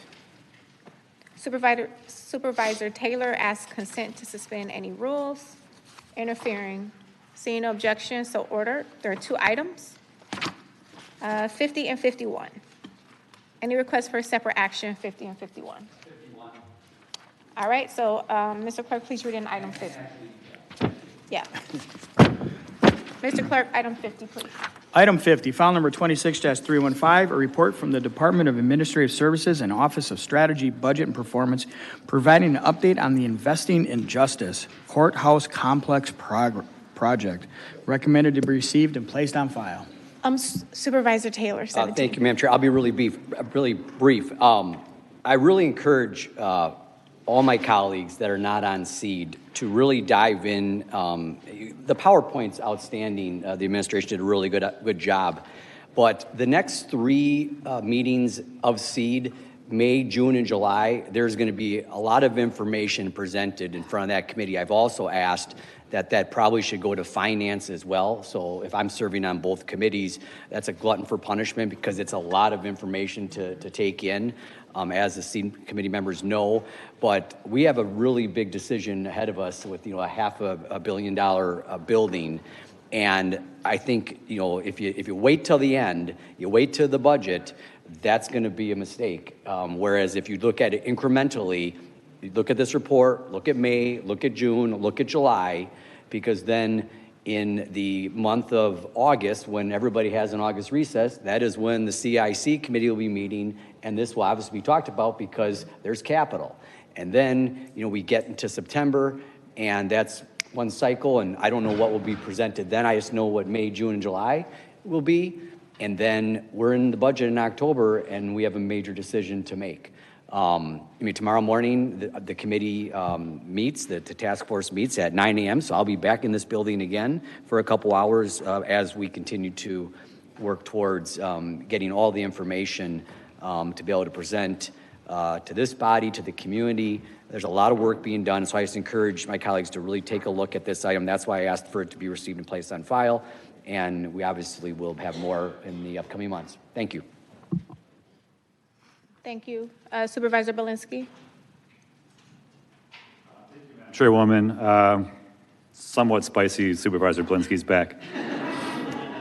This is a complex issue. This is a complex project. I just wanted to kind of take a moment to call a couple of things out. We are going to have a big decision to make, and Supervisor from the 17th is correct about that. But what I'm going to stand on is that I will always put services to the community above buildings. And there are a lot of reasons why I will do that, and there's going to be some necessity as to why that's going to occur. We've seen a transit deficit coming for a long time. It could get as big as $40 million in a couple of years. We only contributed $28 million in tax levy to the entire transit system last year. So that's a huge deficit to try to make up. But it's super important that we do. We talk about jobs, and I know the county exec talked about union construction jobs today, and those are good jobs. But there's also 750 to 800 ATU jobs for drivers and mechanics. Those are good middle-class jobs. They make right about what the MIT living wage calculator says you have to make in Milwaukee County to have a living wage, which is around $28 an hour. They make about $30 an hour. They're not rich by any means, but it's good middle-class work, and it's people that live in the county. It's people that are, 80 to 90% women or people of color. And the people that they're serving on the bus are also people from our communities, where we have 2 zip codes in Milwaukee County that have at least 40% of people have no access to a car at their house. And we are in the midst of a complete redesign of our transit system. And I heard that word redesign, and that sounds like a good thing, right? It's a redesign. We're going to come back, and it's going to be, it's going to be real good. But I know what that means. That means it's going to be a smaller system that serves fewer people. And we've already seen it. We had a 15% cut on top of another small cut last year to transit service, and that hit close to home in my district, where a route that goes along the length of the county pretty much on Highway 100 was cut to peak hours, almost cut altogether. It is the biggest drop in ridership month over month of any of the routes that were affected early this year. The first month of the new peak hours route, 66% of ridership was lost. The biggest number of riders lost, it was like 80 some riders lost per day, and it was also the biggest percentage drop. And so I worry that route could be, next to go, and that's a very important route. So we are going to have to look at this project very carefully. I think most of you would agree we're going to have to probably shrink the scope at some level, because this $500 million we've been told is another one of those magical numbers we keep hearing about. It's not a real number. It's going to be much higher than that at the scope that I've seen in these presentations. And so we have to decide, what can we afford as a county? And if we can only afford one, we got to go with services is kind of where I'm going to come from with this. So this will be something we should all, as we go into the new term, pay very close attention to. I have not been at a meeting of SEED in person. I might have to start coming to some of these in person. Because it's super important that we get whatever we do right, and that we maintain the transit service that, especially if we're going to be towing a bunch of vehicles, we're going to need to make sure people get to work somehow. We can get construction jobs a lot of other places. Last I checked, we're building a data center every other day. But we can't replace the jobs lost from people that can't get to work if our transit system fails. So it's going to be a lot of hard work we're going to have to do together. Supervisor Taylor, 17. Madam Chair, real quick, I just want to make sure the supervisor heard what I said, that it also needs to go to finance. But you're more than welcome. I think the committee would love to have some more in attendance for that. But if you want to hear things twice, please show up. But I would say that it's important that it goes to finance, because how do you then dive into the budget? And it's different than watching, online or watching after the fact and reading it prior to a board meeting when you don't have to take action on it. So that's why I said it's important to go there, because it is a big decision. And you're right, the cost will probably go up. I mean, that's the case. And just an FYI, back in 2016, Facebook memories are outstanding. Back in 2016, I was quoted as, or actually it was 18. In 18, it was $187 million back in 2018. So, and I remember seeing that memory last year, and I texted to the county exec, and I said, wouldn't you have been really happy right now if this decision had been made by the previous county executive and a previous board? But back then, $187 million was still a big deal, as it is today, and now it's $500,000 and rising. So, thank you.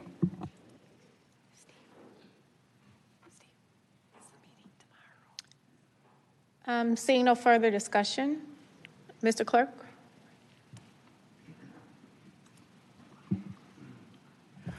Question is adoption. Supervisor Alexander. Aye. Belinsky. Aye. Capriolo. Aye. Cogs Jones. Aye. Ekblad. Aye. Gomez Tom. Aye. Johnson Jr. Aye. Logsdon. Aye. Martin. Aye. Martinez. Aye. O'Connor. Aye. Rolland. Aye. Shea. Aye. Oh, Shea's back. In the heavens. He's back.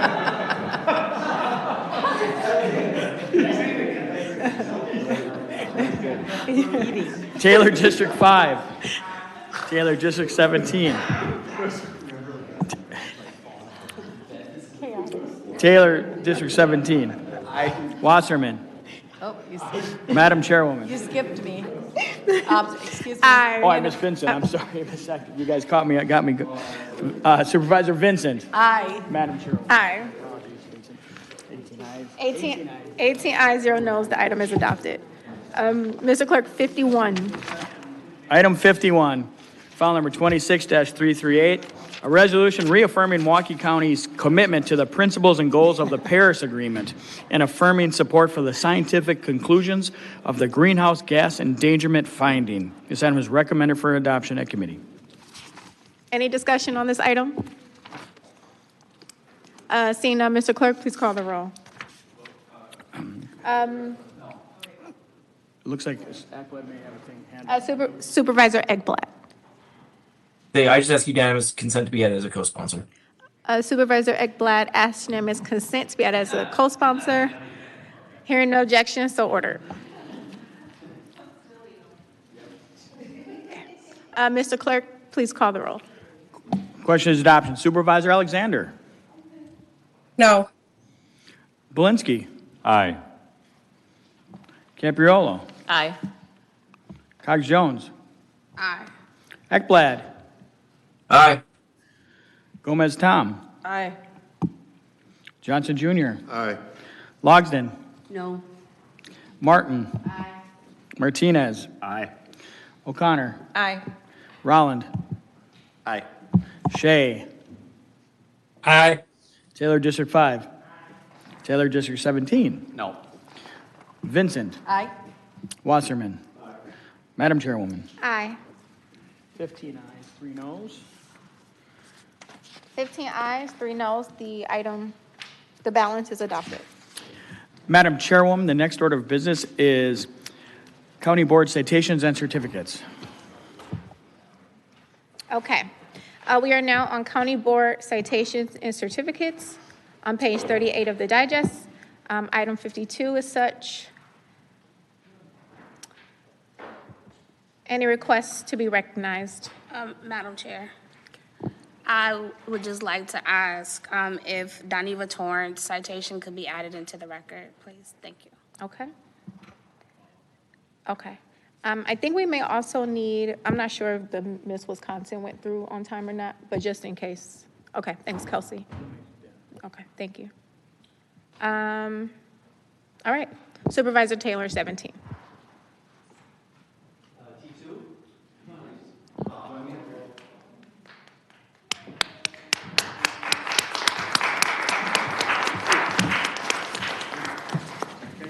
What? That's fine. So today's kind of it's a somber day. It's a celebration though, but you know, you've been doing good things the last year. But it's also a sad day for many of us who have been able to serve with our colleague, who means a lot to me. And I remember being up here after I was replaced by Patty and getting a citation. But you know, I'm not going to read this because it's a huge citation. It's a bigly citation. It has all the good stuff that you know she's done. And frankly, if we wouldn't have pared it down so it could fit in one, she would have been holding multiple. I remember when when she got, someone's going to speak a little bit about you, when she got elected, and there was only one Taylor down here. All right, so now there's going to be a second Taylor, and then it's going to be an S Taylor. And I'm like, you got to be kidding me, you know? And you're going to see in the newspaper, you know, Supervisor Taylor, and of course they're not going to think it's me. They're going to think it's her. So I'm just going to disappear, you know? But that wasn't the case. It's impossible for me to do that. But we built a bond those first couple years working on domestic violence and countless legislation, but she was District 2, which is why, T2, you know, but then we call each other T2, because, who's really 1 and who's really 2? But that's why we're both T2, if you wanted to know. Now, not 5, but 2.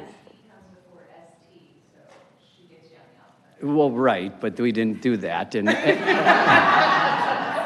Sky, how come you Supervisor Cabot? Why do you do that to me? You literally look to make fun.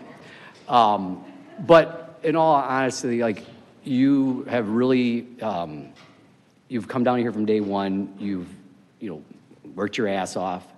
You fight for your district. You fight for your community.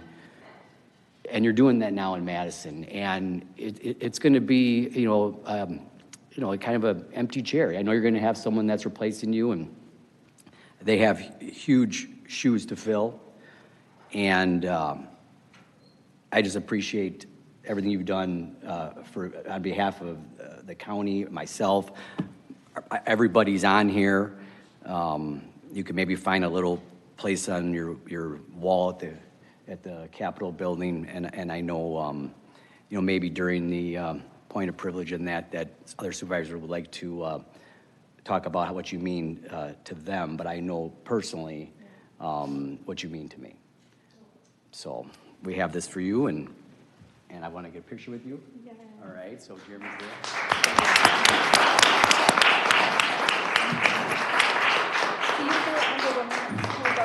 What'd you say? We'll do remarks and special privilege. And then after the remarks, maybe we get a big group picture. But then we have Supervisor Cox Jones as well has something. Yes. To add, right? Let's because we got to do the formal adoption for the citation, and then if we could do it under remarks, that makes sense. Yes, and then everybody. Yep. Because then I'll forget to have us do the vote. Was there any other corrections or additions, Supervisor Logsdon? Thank you, Chairwoman. I do have an addition. I had a retirement certificate for the CEO/president of Warner Botanical Gardens Friends Group, Ellen Hayward. So I would like to acknowledge her great term that she worked and all the stuff that she did. Thank you. Any other additions or corrections to citations and certificates? All right, seeing none, all those in favor of adopting say aye. Aye. Those opposed say no. The listing of citations and certificates is adopted. Madam Chairwoman, the next order of business is files not referred to standing committees. Okay, also on page 38 of the digest, item 53. There are no files listed. Second Vice Chair Cox Jones asks that these be received and placed on file. All those in favor say aye. Aye. Anyone opposed say no. All right, those files not referred is received and placed on file. Madam Chairwoman, the next order of business is announcements and remarks under special privileges, followed by adjournment. All right. I have some housekeeping. Should I do the housekeeping first or get that out the way? Okay, one moment. And then I'm going to go to, this is purposeful, Supervisor Martinez, and then we'll go around. Okay. So housekeeping notes. Today is our last scheduled meeting of the term. A new body is going to be sworn in to office on April 20th. The oaths of office are scheduled for 1 p.m. in this room. So all supervisors have to be sworn into office before participating in the organizational meeting at 1:30, which takes place after swearing in. Calendar details have been sent out, posted online. The agenda is going to go out. If you have questions about the process, connect with both the Office of Corporation Counsel And then also county clerk who can support swearing in, as I believe some folks want to bring in special people to swear them in. Excellent. Okay, excellent. Okay. Supervisor Martinez. Thank you very much. Really quick, I just want to acknowledge Supervisor Taylor first. You remember when we first met at John Brostow's fire, and we chatted up and I met your kids and everything. So I wish you the best, but it's not goodbye because you're still around, and I still look forward to collaborating and seeing you around. So best of luck to you. All right. And really quick, yesterday was one of the busiest days I've ever had in my life. Everybody, for some reason, wanted the opinion of the Chicano labor boy, right? And I'll just say really quick, I'm not going to drag this out, but I unequivocally and unconditionally condemn Cesar Chavez, and I have no ties with that anymore. And I grew up with him as having a problematic legacy, but one of my heroes. But I unequivocally and unconditionally condemn him. It's that easy. It's that easy. When someone is abusing their power and someone is making a mockery of what this movement stands for by doing what they do, you kick them to the curb. And that's how it should be for everybody across the board. And that's what everybody that follows Trump should be doing. Sorry, I'm just going to say that after that. All right? And I don't know how or why it happened where all of this stuff came out. The weekend before, So last year in this Women's History Month, I gave a posthumous recognition to Clementina Castro, and her family came and got it. 1 year later, to the date, I have been working all this year to work with the city, and we pushed and we got a park named after Clementina Castro. And it's on 4th and Mineral. Thank you. Thank you. It's going to be on 4th and Mineral at 10 a.m. We're going to be doing an unveiling with the city. Jose Perez got a lot of money from the TIF, and we're going to replace the playground equipment. There's going to be a mural going up, and it's the first park named after a Latino person and a Latina woman during Women's History Month. I didn't plan it that way, but that's just the way it happened. So, in light of all the stuff that happened yesterday, remember, there are people in this work that want to do good. But also remember, this work is not done by one person. This work is done by everybody. For every Cesar Chavez you ever heard of, for every MLK, for every Dolores Huerta, there's 1,500 organizers behind them that you've never heard of. Yes. They're the ones that do this work. And in labor unions, there are no cult of personalities because of stuff like this, and because these are not the people that made it happen completely. Mm-hmm. This work has to be about people and not about cults of personality. 100%, and that's just the way I feel, and I just wanted to get that out of the way, and solidarity forever.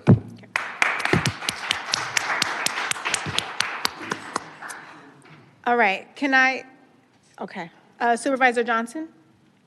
Chairwoman, are we speaking to personal remarks? Yes. Well, Chairwoman Nicholson Bovell, I remember meeting you and the esteemed now Supervisor Shaquana Taylor at the Hopkins Street School on the playground. Of course, you were employees of the Milwaukee Public School System, and shortly thereafter, you became county supervisors. Mm-hmm. What I believe, community warrior Shaquana Taylor, the community warrior Shaquana Taylor, who wants this community to be the best it can be, has been an advocate for a long, long time, whether it's at MPS, through the Milwaukee County Board, in the community, another community, the community at large. She has been doing her work, and she will continue to do her work as a valued advocate for persons and families in this community. Last year, the two of us went to the National Association of Counties Legislative Conference. I have been contributing to the Museum of African American History and Culture for a number of years, since 2016. That was my first time because she took me to the museum. She'd been there 8, 9 times or so, but it was only my first time. What I'm going to speak to is that we were at an information desk, and a lady was talking to her. She was talking to a lady. She had a very valuable necklace on her neck. The lady said, "This is very pretty," or whatever she said. I don't remember exactly what she said. She took off the necklace. It looked expensive. That woman over there took it off and gave it to her. She just gave it to her. I think it was very important for her to have acquired that, however means that was. This morning, having remembered that, I took my butt somewhere and I bought one for her and one for me. And she's got this necklace right here. It's a necklace that has a pendant of Africa. It's red, gold, and green. Today we're supposed to be wearing green. Yeah. And we're wearing green in her honor. So I just wanted to let you know that this woman, very giving, very committed, at that museum in Washington, D.C., she gave a valued necklace to a woman because she liked it. Mm-hmm. She thought it was beautiful. She took it off her neck, handed it to her. I won't forget that. I will not forget that. So to the community warrior, God bless her. May she continue to thrive as a state representative. And we have enjoyed her presence here on the county board. Thank you very much, ma'am. Yeah.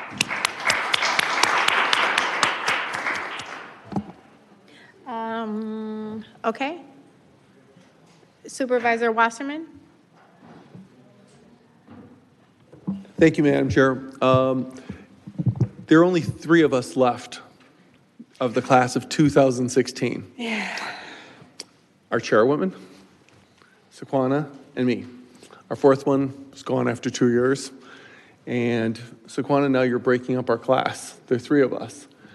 But we're going to miss you. I'm going to personally miss you big time. It's been a pleasure. When you started working on Leukemia Society, it really struck a chord because my wife is a leukemia survivor. She's a bone marrow recipient, and she's in a 10% club of survivors of leukemia. And Sequana took on that mantle. She wanted to work with the Leukemia and Lymphoma Society of Greater Milwaukee. And right aboard, I was on board right off the top, and so was my wife. But it's been a pleasure working with you. I know what your job is in Madison. You're going to have fun there. It's a lot of fun. But there's something very special about this board. And you're going to be with the 99, but to be with 18 is a pleasure. So there'll be memories back and forth. And who knows, maybe you will come back here one day. I didn't know I was going to be getting to the county board one day, and here I am. But have a wonderful time in Madison. It's different, but at the same time, you're going to miss home, and this will always be home to you. That's a place you kind of visit. This is a home that you stay in. So enjoy your time, have fun. We're going to miss you, and at the same time, we're going to see you. So all those elected officials get together. We'll see you a lot. Thank you for being here. You want to wait? Or you ready? Supervisor O'Connor, I saw, and then Rolland. And Vincent. Okay. Thank you, Chairwoman. I just want to say I feel so grateful to have served alongside you. You have been a tremendous role model for me because you are fierce and you are kind. And those things together can move mountains. And I'm so excited to see what you do for us all across the state. So thank you for everything that you've given.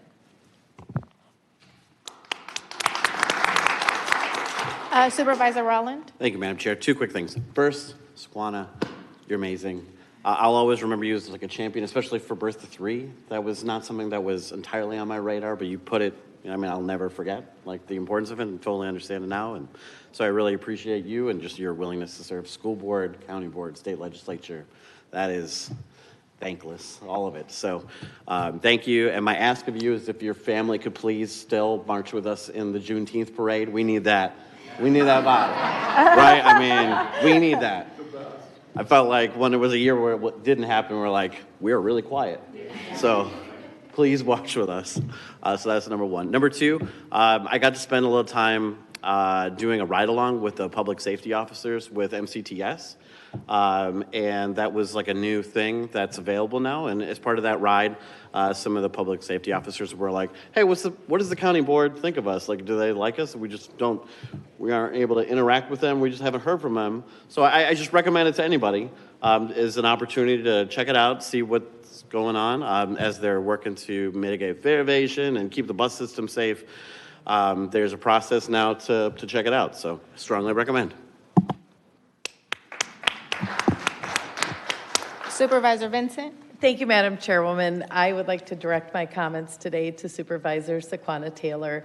I don't know if you remember this, but we first met before I got on the board when you were serving on the board of directors for MPS, and I was serving on the Greendale School Board, which I still serve on. And you and I met for the first time in person in Philadelphia at the National School Board Convention, and I was super excited to get to meet you.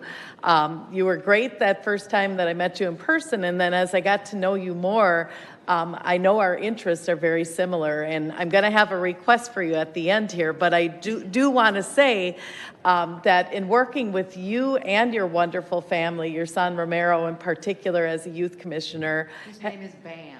Bam, I'm sorry, I call him Romero, but Bam. He's amazing, and he's obviously a direct offshoot of your talent and time. He's an amazing leader, and he's going to do great things. And as part of our alumni and the Youth Commission, I'm looking forward to continuing to follow his journey. But in terms of you, you started your service, I believe, as a school board director for Milwaukee Public Schools. And I just want to thank you for that. That's where my career began. I'm in my 36th year of teaching, and for someone like you that continues to advocate for our public schools, and now you're at the state level, I am extremely excited for the future. I know that you will work closely with your colleagues in Madison, and my request of you is that you continue to help support our public schools and the decisions you make there. It's really near and dear to my heart. I will not stop fighting that fight, and I know you will not stop fighting that fight. I remember, too, just a plane flight that we took about a year ago. I hope that you'll come back again this year when we have our Young Eagles. You're all welcome, by the way. Your youth commissioners are invited to the Young Eagles Day, which will be in June, and I'll get you the date. I think it's the second Saturday in June. It's June 7th.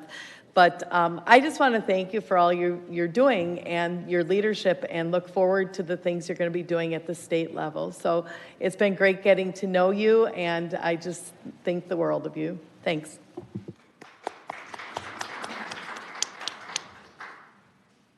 Supervisor Johnson. Thank you, Chairwoman Nicholson-Bovell. I'll be very short. Before she became a Milwaukee Public School Board Director, MPS Director of the school board, she was a union president.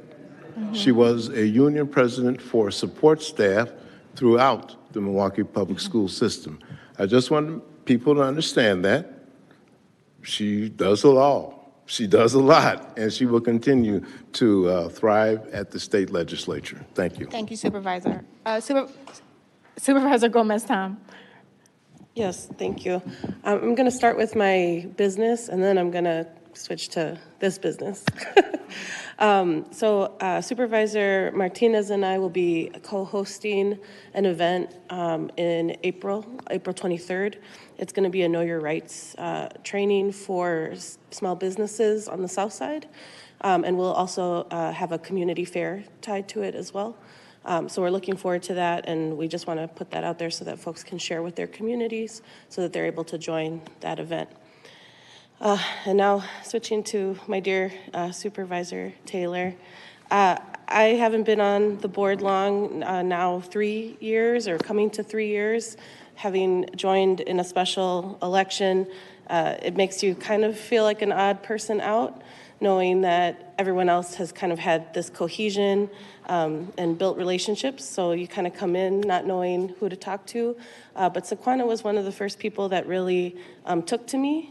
And I still remember being at an event where she literally looked at me and just took my hand and introduced me to other people and made me feel really a part of the team and very welcomed. And so I just want to, thank her and say that it has been an honor to serve with you. It has also just been an honor to admire you and all the work that you do, because you have a big heart and you have a big impact in your community. So thank you. Supervisor Shea, followed by Supervisor Ekblad. Thank you, Madam Chair. I just wanted to say, to me, it doesn't matter what church, synagogue, or mosque you attend. There's only one thing that matters: how you do unto others. I have had the privilege of joining Supervisor Taylor on more than one occasion in helping to pack up a truck with relief supplies when disaster has struck some place in this country. Supervisor Taylor drives it to that place and distributes those supplies. She doesn't ask for a lot of fanfare. She just does it. So when I look up in the encyclopedia for those who follow the golden rule, I see a picture of Sequana Taylor. So Supervisor Taylor, it has been my honor and privilege to serve with you, and we wish you well in all your future endeavors. Thank you for all you do. I yield.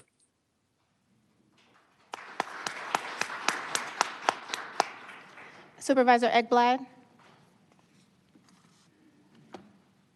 Thank you very much, Madam Chair. Just wanted to thank Supervisor Taylor for all of her work at so many levels in the labor movement, in public schools, on the school board, in the state capitol. And thank you for being a shining example of what it means to be just a really forthright colleague and a really compassionate human being. And thank you for being an example of what it means to do this work. I did put on my green. I got my green on at the end of it. And my gift to you is also that I'm not giving you pink eye today. So that is my parting gift to you. I wish I could be there to hug you in person. Logsdon and then Malinsky. Thank you, Chairwoman.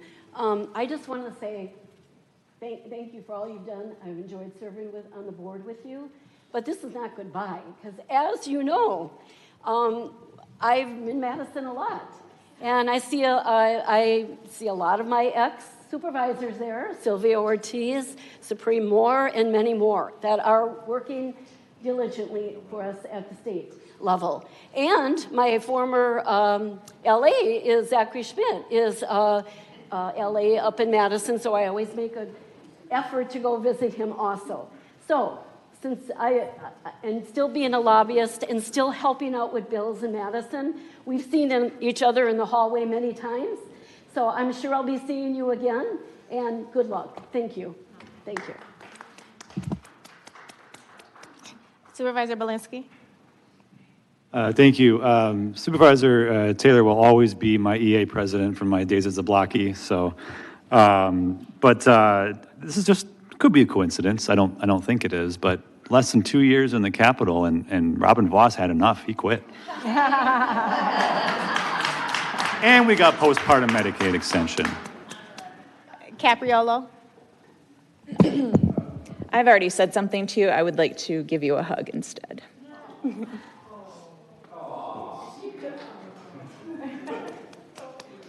Supervisor Cox-Jones.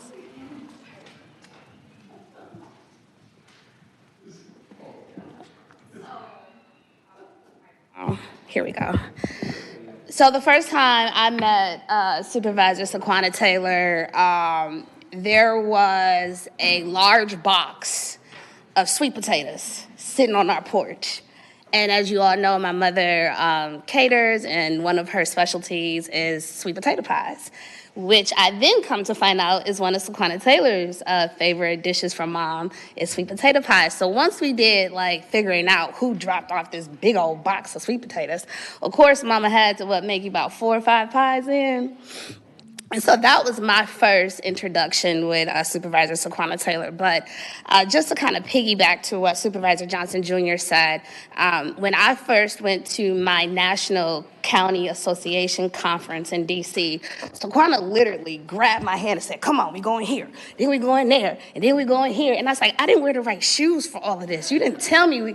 But she just introduced me to so many different elements and layers of how to navigate in that arena, and I thank you for that. And I do have something special here for you, Supervisor Sequana Taylor. And I want to thank all the folks who helped me with this, including Jeremy Hooper, Eddie Cullen, my mom, who created this design. But Supervisor Sequana Taylor, I wanted to send you to the state with this. Just as a reminder of the footprint that you have left, an impression that will be lasting forever, not only for me, but for our colleagues here at the county board. And I just want to share a couple of things here. Sequana Taylor has been a tireless advocate for our community, a leader who truly listens. She's served on the county board since 2016 and worked on the Milwaukee School Board as well. And throughout her focus, she has always been for the people, especially for our youth and our seniors. As a mother of 4 raised in Milwaukee, Sequana brings real-life experience to government. And she's shown up in our parks, at our churches, at the school meetings. She's advocated for our childhood programs, for our criminal justice reform, and so forth. And Sequana, throughout your career, you have remained humble and dedicated. Colleagues commend you for bridging the divides and staying committed even on tough issues. We thank you for so many years of your leadership, your compassion, and for lifting up the voices of our community. It has been a sincere pleasure serving with you, not only on the board, but as a sisterhood, as the relationship that we have built. I always look forward to our meetings in the morning, our prayers, and I'm happy for you, and I wish you all the best of success. I didn't get a chance to get this frame like I anticipated, but I think your team can carry on the rest for that. And we would just like to present this to you, Supervisor Dr. Sequana Taylor. Okay, I got it, Mama. I got it.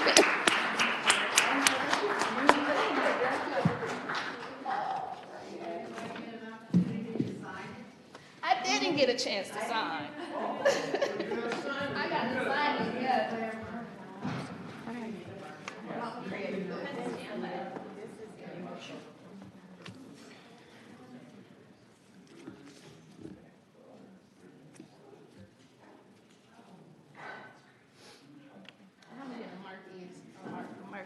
And sign it. Thank you. I'm sorry, Supervisor, Representative, we're not done yet. Okay.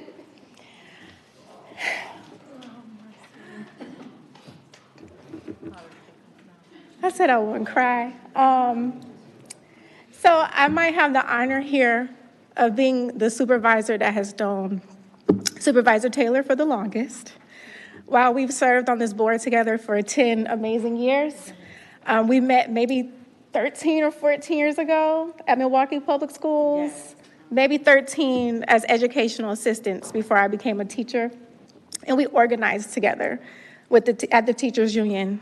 And some of my fondest memories outside of this work is the organizing work that we did across the country, traveling. I want y'all to take a seat because I'm gonna be talking for a second. Is traveling across the country, doing organizing work. And I've never brought this up to her, but if you know Sequana, you know that she's a prayer warrior. She's a woman of deep faith. And there was a time where we were sharing a room. And we were getting ready for bed, and she went to go take a shower. And I'm just like on my phone scrolling. And from the shower, I heard these prayers just bouncing off of the walls into the room, and it felt like the grace of God had just fallen over me. And that's how I really found out who she is as an individual and what carries her through this work. If you know Jesus, you know that he is about the people. He's about giving to the most vulnerable. He's about leading with humility and with humanity, and that is what she's done throughout her career. More than that is the talking about boys, staying up at night talking about boys. It was also talking about our goals and our dreams. Before we became county supervisors, we were just organizing. We had no idea we would come and do this work. And having the pleasure of serving with you for these last 10 years, and while we didn't always agree, we didn't always vote the same, and I fully believe some people tried to drive a wedge between us. But what they don't know is that we always had an understanding, and we always called each other up and we talked about it when it was necessary. And that's who you are as a woman. Serving in the Black Caucus with her has been an honor. I have some things to provide to you, so you're gonna walk away with a lot of things. This feels bittersweet because I know it's not the end. This is a beginning of so many more amazing things that you're going to accomplish. I'm honored to be a witness to that. And I just thank you. I thank you for these 10 years of stewardship, for holding me accountable as a leader, for being a sister, a friend at times. And I do admire you in so many ways. And I probably don't tell you enough, but I do. And I look forward to what you accomplish at the state, the partnership we're going to continue to have at Milwaukee County. And because you are a history maker in your own right, us both having come from 53206, I think it was serendipitous that we were able to celebrate 100 years of Black history before you left the board. And so I have something for you and other Black Caucus members. I believe we were the best Black Caucus in Milwaukee County history. So I want you to take that and put that on your wall. Yes. Oh my God. With you leaving, we're no longer going to be more than 50-50. But I know, but I wanted to make sure we commemorated the fact that your leadership is not only beneficial because you're a woman, but because you're a woman of the community. And we just thank you so much for your leadership. And because it's a ribbon, a green ribbon. And because I believe in always giving you your flowers while you're here.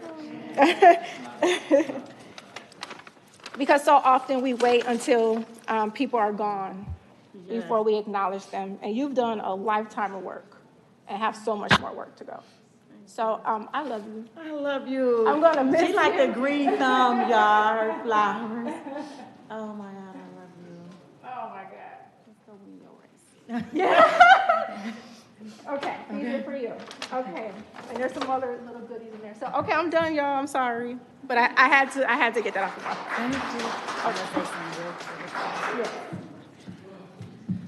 Thank you. Okay. I know I'm standing there between us and Martin. I want you to make now. Costumes called and say, can we wear green? I know. Forgot that part. Taylor. And as you all know, when it comes to dress, and gentlemen would come on. But look at me today. I know. Thank you. This is an honor of you. I was obedient. Thank you. That's what I'm going to do. I did. Oh my, I don't know where to start, and I feel like I'm standing in between us leaving, but this is my last time talking, so bear with me. Anybody that knows me, even though I love people, I don't always show a lot of emotion, so y'all got me today. It first started when we was at the county of the state, and I looked back at the table, and I saw the green, and automatically my emotions just ran wild. Because I knew in my heart you guys did it for me, so I thank you so much for that. I've grown. I didn't come from a political household. Me and the chairwoman talk about it, 53206. I talk about like some challenges that happened in my life and me getting into the field of education and criminal justice because my brother went to jail when I was 12. He had a 25-year sentence and me not understanding what that meant, but I wanted to help my family. There was a lady across the street that told me, baby, you can live in the ghetto, but you don't ever have to let the ghetto live you.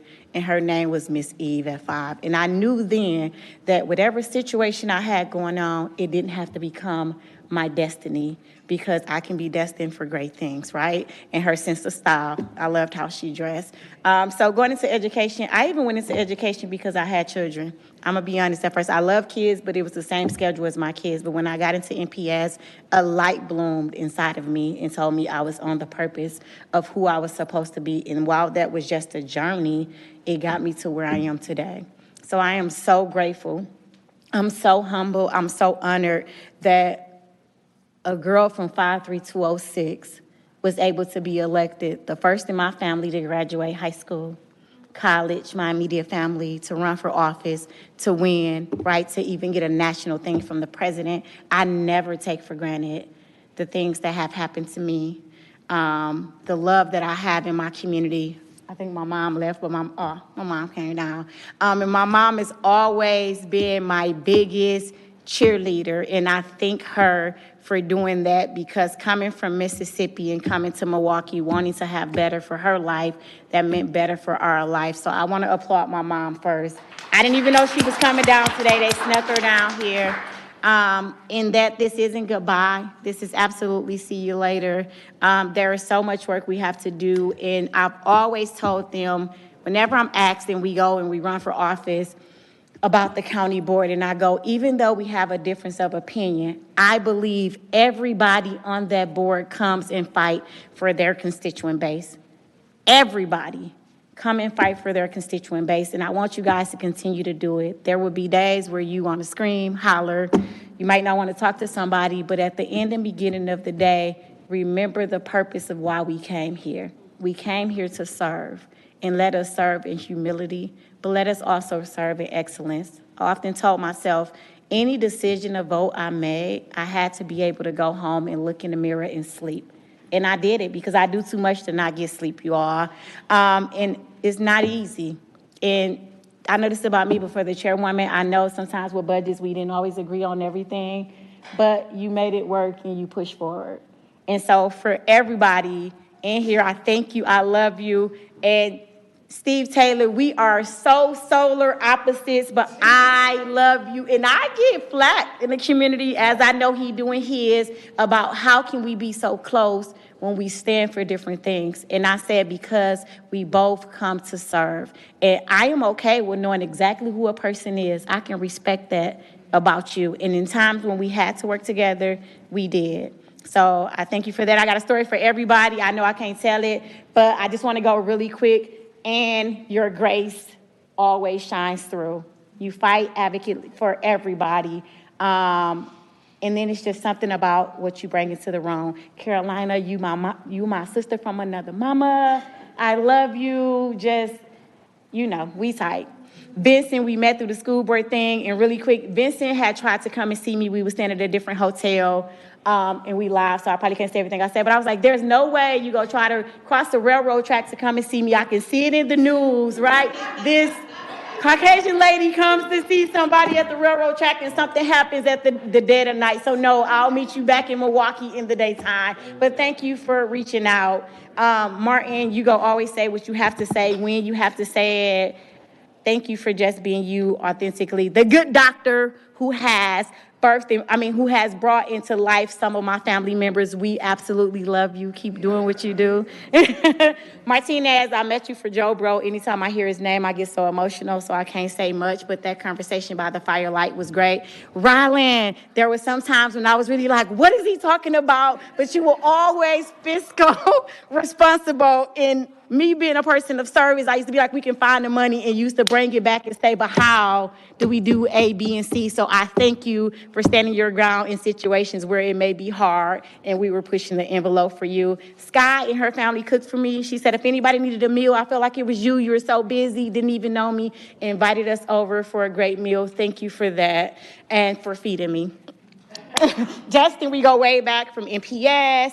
I think you are following me. You said that earlier today. Maybe your next run to be the state. Y'all, he didn't tell me that. I'm just saying that. But keep pushing. I know you push on a lot of stuff too. Hi, I do see you in Madison, and I want to share it, and I won't make it really personal, but we know when you came, you had took the seat of what was my friend, and you came to me and you said, hey, I know you and him are close. I just want you to know I'm here to work. If you would just allow me that opportunity, it would be great. And I told her everybody comes through the door with a clean slate with me because I give them the opportunity to show me who they are, right? And it will be a lot of things we don't agree upon, but I absolutely know that you came in advocating for your districts and some stuff that happens as well too. Willie Johnson Jr., you are the triage of epitome. You've been here the longest. You took us under your wing. You always have some good things to say. He sends us plenty of emails about things that are happening all over the world. I don't know if you get them as well too, but thank you for standing tuned. Take this as a great thing when I say they should not say seniors don't know the internet, because obviously you know how to work it with the tons of emails I get from you and links all the time. Thank you for being you. My girl P. Me and your mama was so close. At first I was like, oh, I'm kind of closer to her mama. We'll see how me and her do. But just thank you for the sisterhood, for loving on me, and for being straightforward when things had to be that way. The chairwoman, you talked a lot, but we came from, I ain't gonna say the bottom, but we came from a place where people never thought we would be where we are today. And we defied the odds. And I thank you for being that. And I thank you for staying true. And it's so true. There were times we were at odds, but our love was always there, and it may even be that in the future. You keep pressing forward because they often say what we should have not been and who we are. And you let them know by being the first Black Latino chairwoman that we are able to do exceedingly and abundantly great things because I am a woman of faith, and we go stand on great faith with all of us to say that this is only the beginning of greatness for all of us and all of the women of the board. Go forth, do great things. I know that was long, but I had to tell you, I will miss you all. This was very much more than just being elected to me. We became a family, and this was my livelihood. I saw pictures of my son when he was little. He's now 19, right? And so this journey has took me through a long way. I've grew. I look forward to growing more. And I look forward to spending time with you guys outside of work. So hit me up for a coffee date or something like that. I love you all and continue to be the very best of Milwaukee County. Thank you.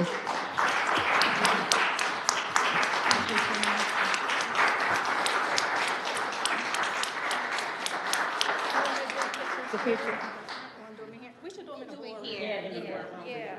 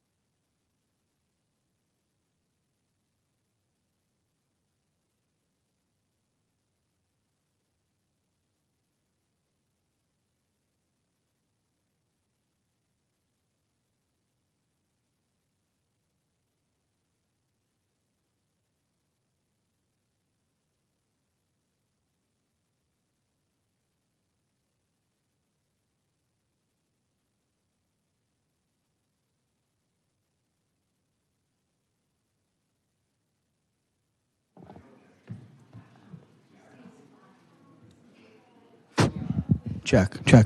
All right, are there any other announcements or remarks under special privilege? Okay, seeing none, on adjournment.